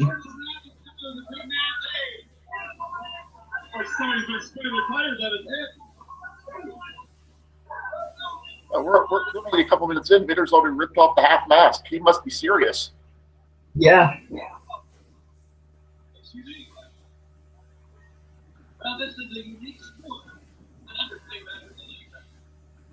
That was one thing that I remember Lawler would always talk about on commentary in WWF, that when Vader removed the leather straps from his head, it meant that he was ready to, that he was really in a bad mood.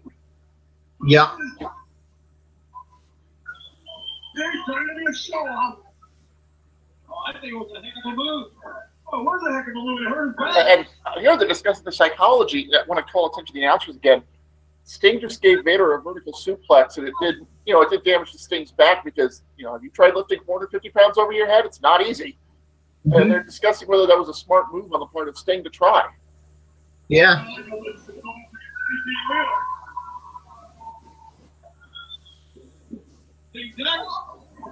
then Sting goes down. And the big goal. Oh, did he get it done? Well, Vader just delivering thunder with every shot. It's amazing.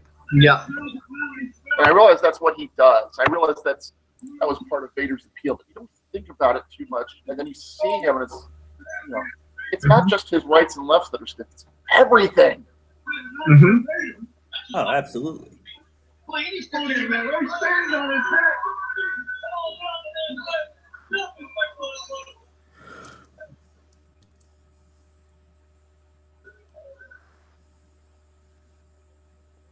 it's the beginning of the end for the Stinger. Where's he going? Going up to the Vader bomb. Mm-hmm. Right on the target. Meanwhile, for actual current day wrestling news, we have the info that yes, New Japan was dumb enough to do it. Your new IWGP United States Champion, Cody. What's this you're talking about here? Mm-hmm. Just adding actual news updates. So another Vader bomb. He's just he's just trying to kill Sting at this point. Mm-hmm. Well, by matches like this one that you have to use a lot to put him away. So it's at the point where Vader knows you got to kill him to put him away.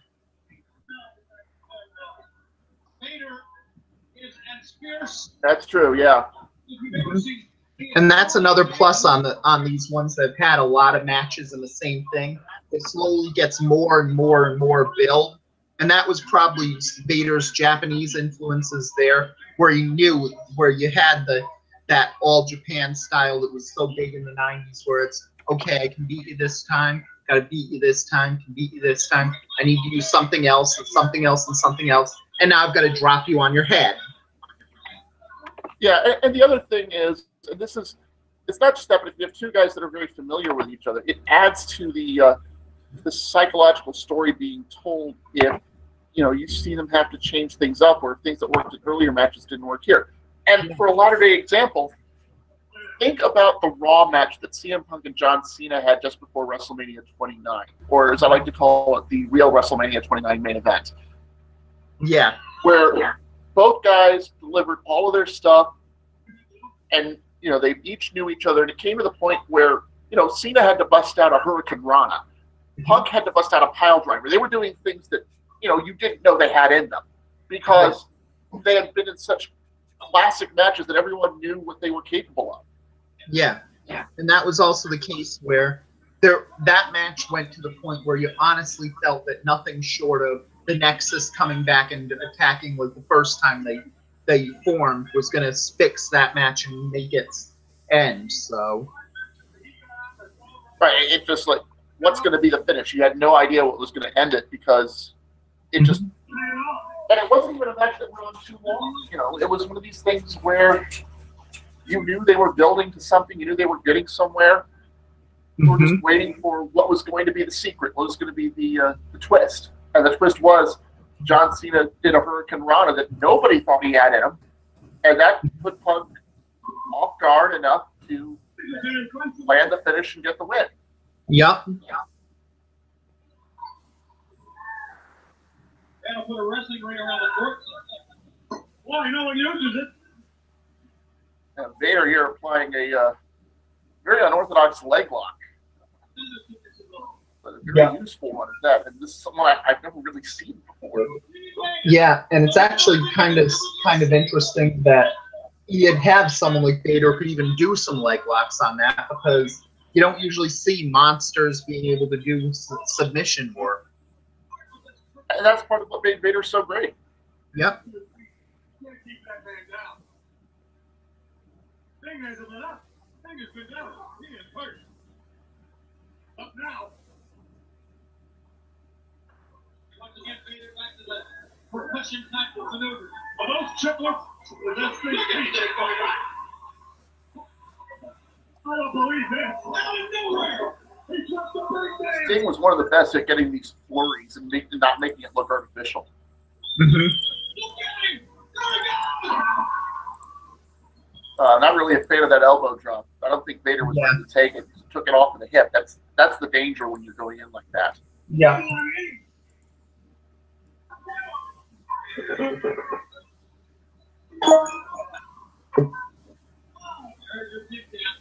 Yeah, this is the problem of multitasking, people. All right, what are you doing on the other window? Oh, checking out different sites as well. So Vader shooting the half, rolling him over. And Sting is fighting it, and that's something you don't see very often. Fighting to keep your shoulders up before the pinfall begins. But it really does lend sort of an air of legitimacy to it. Yeah. And it's not over because Vader is picking up a punch back to a man made up of heart, character, and determination in the Stinger. Stinger's so hell what he does, but he's got that fight in it. For those of you who only know WCW is the punchline to every joke in the world. While they were that, yes, let's not kid ourselves. Yeah. They also had their moments of brilliance, and that's kind of what we were hoping to bring with you in this podcast edition, in this special live watch together. That WCW would have great shows despite all of the chaos that was going on back. And you look back at this show, nothing has been actively bad. Yeah. And that's really the point on it, where with WCW, their worst stuff was absolutely horrible, but their best stuff was some of the best wrestling we've ever seen. So they managed to get that Southern style that always works storyline-wise and mix it with what the new waves of wrestling were.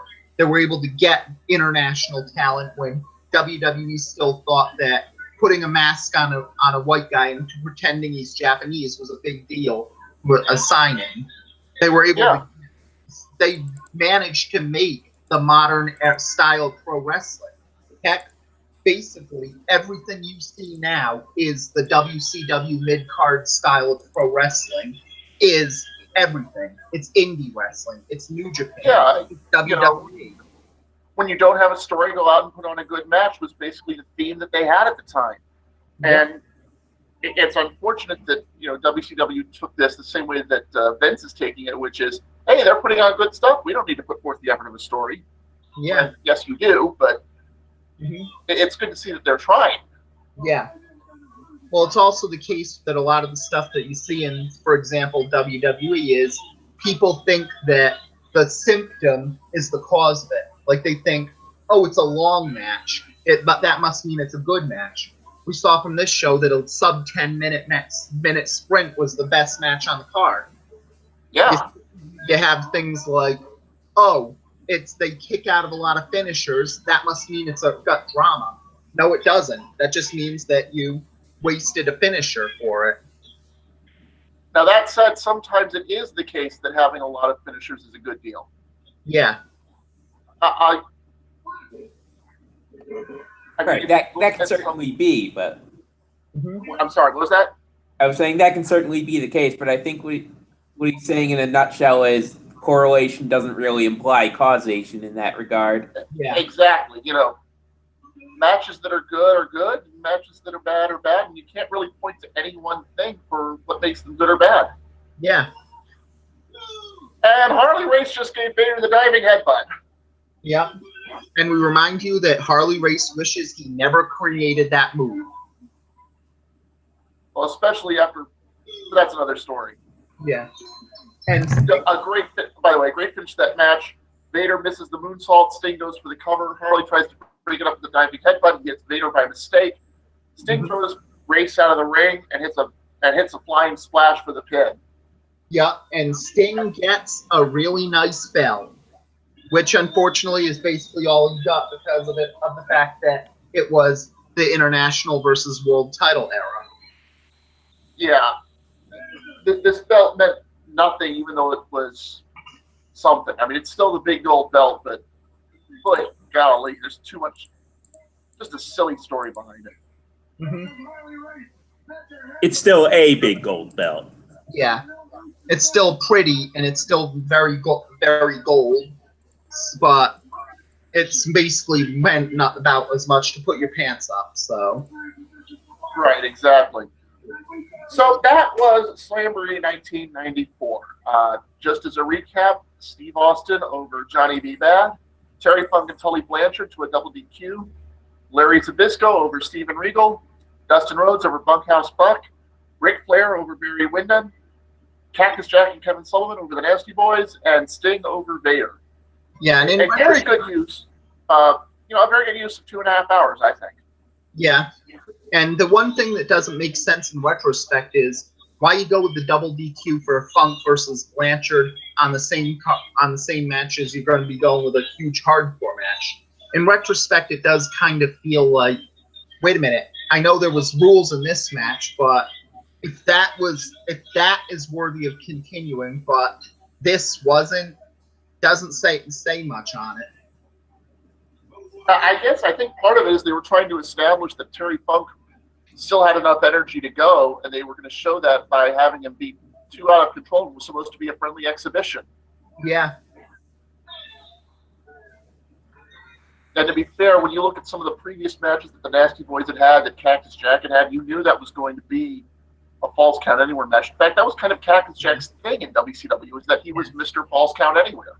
Yeah, and basically the Falls Count Anywhere matches were basically hardcore matches, just not being called hardcore yet. Yeah, that was just a term they made up later. So. Don't forget the interview with Hulk Hogan to come up this Saturday on WWE. So that was how it looked just before Hogan came in. You could kind of see from this to the end of '94 a complete change in philosophy, a complete change in who was on the top, who was in charge.